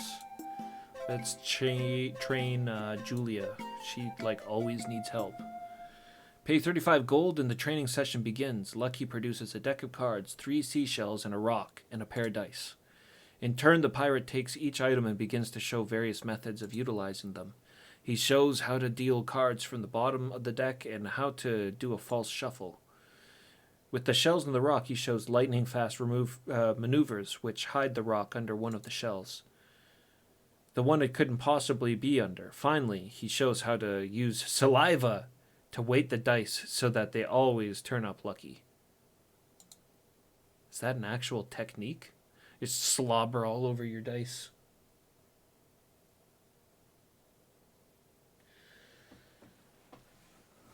Outraged that Baldur's Gate 3 was released for $60 as an early access game.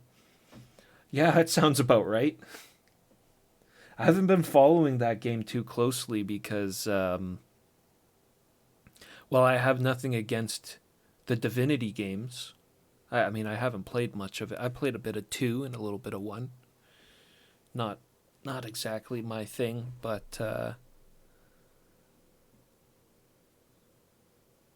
I'm not paying attention to it. I probably won't play it just because it looks like another Divinity game. Like, it looks like there's no point in calling it Baldur's Gate at all. Why would you call it Baldur's Gate? Other than the setting. It doesn't look like it's going to have the feel or anything like that, really. You know, I hope not.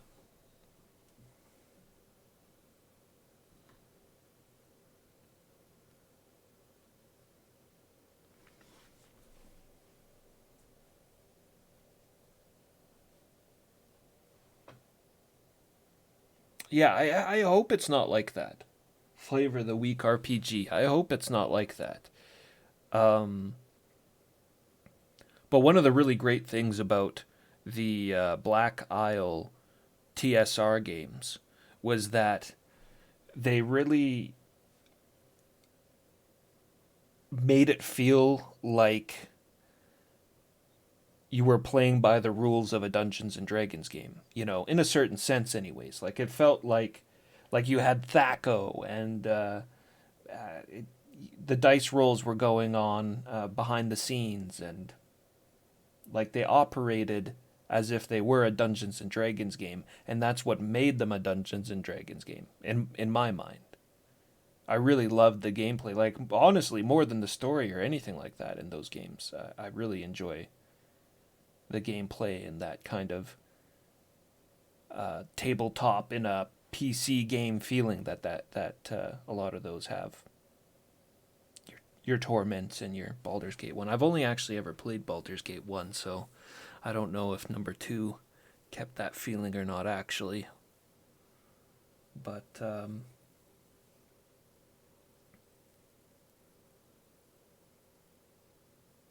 not talking about what it looks like, talking about the developers accepting no risk.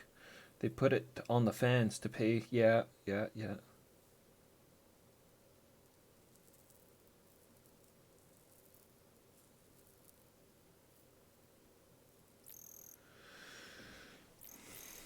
I'm more for early access than not in a lot of ways, but it is a pretty shisty move. I don't think Larian is that big of a company, though, is it? Like, maybe they actually need the help from the community.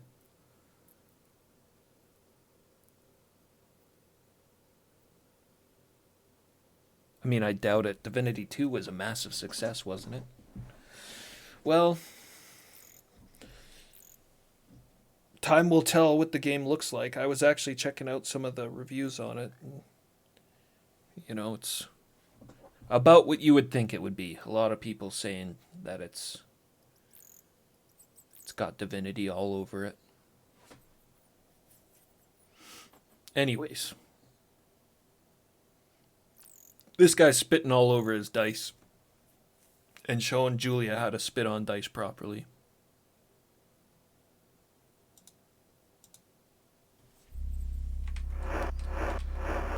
So what did that do for her? Yo, Shamino, you're hungry now? Of course he is. I just fed everybody. It raised her intelligence by 1, which is a pointless stat for your companions. Intelligence affects your magic ability, but and your mana. But nobody can cast magic in this game except for the Avatar. And this Avatar's never cast a spell in his life, so yeah, pointless trainer. Kind of cool though. I liked how he was teaching sleight of hand and all of that stuff. A real thief trainer.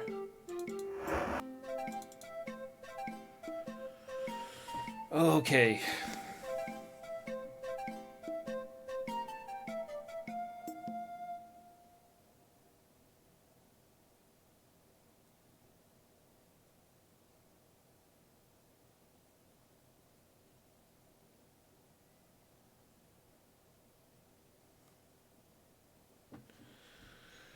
All right, well,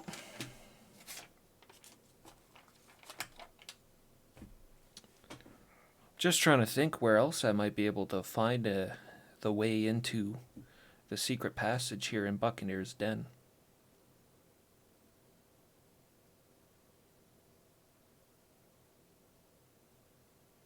The only other major story lead I have right now is that to get into the meditation retreat here, I need to actually join the fellowship. And that would be to go back to Britain and talk to Batlin. So I could do that, go back to Britain, talk to Batlin, join the fellowship, see where that takes me.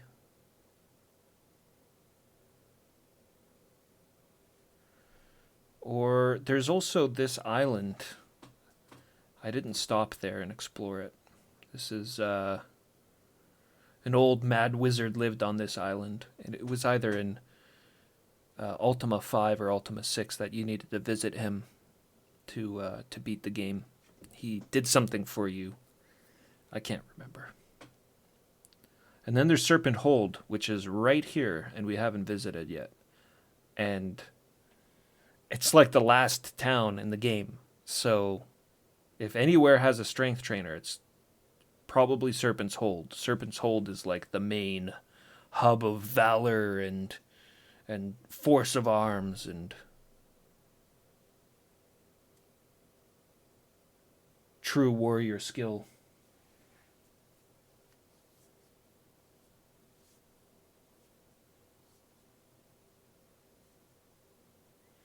Came to the series around 7, missed all the deep Ultima lore. Well, Hunter, no worries. Because I remember all this shit.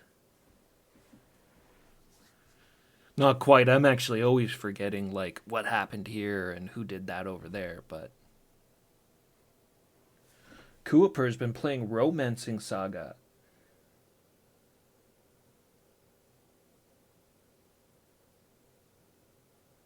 Ah, ha ha ha. Playing Romance Saga. And I think I like how the game uses attributes for double uses. So, like, if someone doesn't use magic, intelligence still serves a purpose. If this was, like, made a few years later, I think we would have seen, like, dialogue paths. And maybe something where your intelligence might affect your ability to converse with people. A lot of that kind of stuff in RPGs ended up coming out after this game, though. Romancing Saga. I have a very, very soft spot in my heart for Saga Frontier. I've never played any of the other Saga games, but Saga Frontier 1 and 2 are really, really good games. I enjoyed the shit out of both of them. And Steam, I don't know if GOG has it or not, but Steam has Romancing Saga 2 and 3, I believe, remakes of the two of them.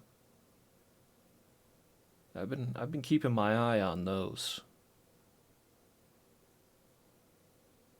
Saga.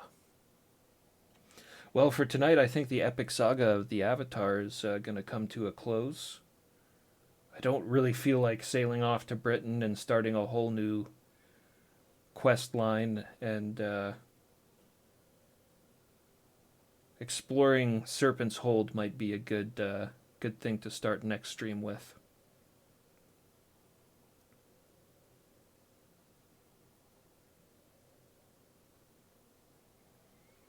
So everybody, thanks for coming by. And I'll catch y'all next time. I don't want to save it, right? I don't want to save it because I leveled up Julia at that shitty trainer. Yes. I will not save it. And then next time I start, I'll be like 3 hours left. Or 3 hours behind in play. Sorry. Alright. Yeah. Guys, we'll catch you later. Have a great rest of the night or day or whatever it is. We'll find somebody to host. Peace. Ah, shut up!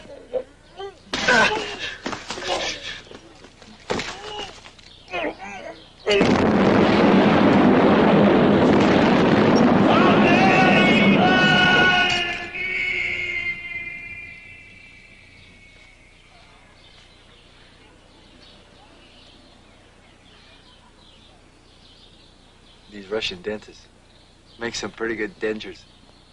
Hot damn. Any similarity between persons living or dead, especially dead, is purely accidental. Yeah, Raiden Duke. very accidental. Like 1 in a million, Duke maybe. Donuts.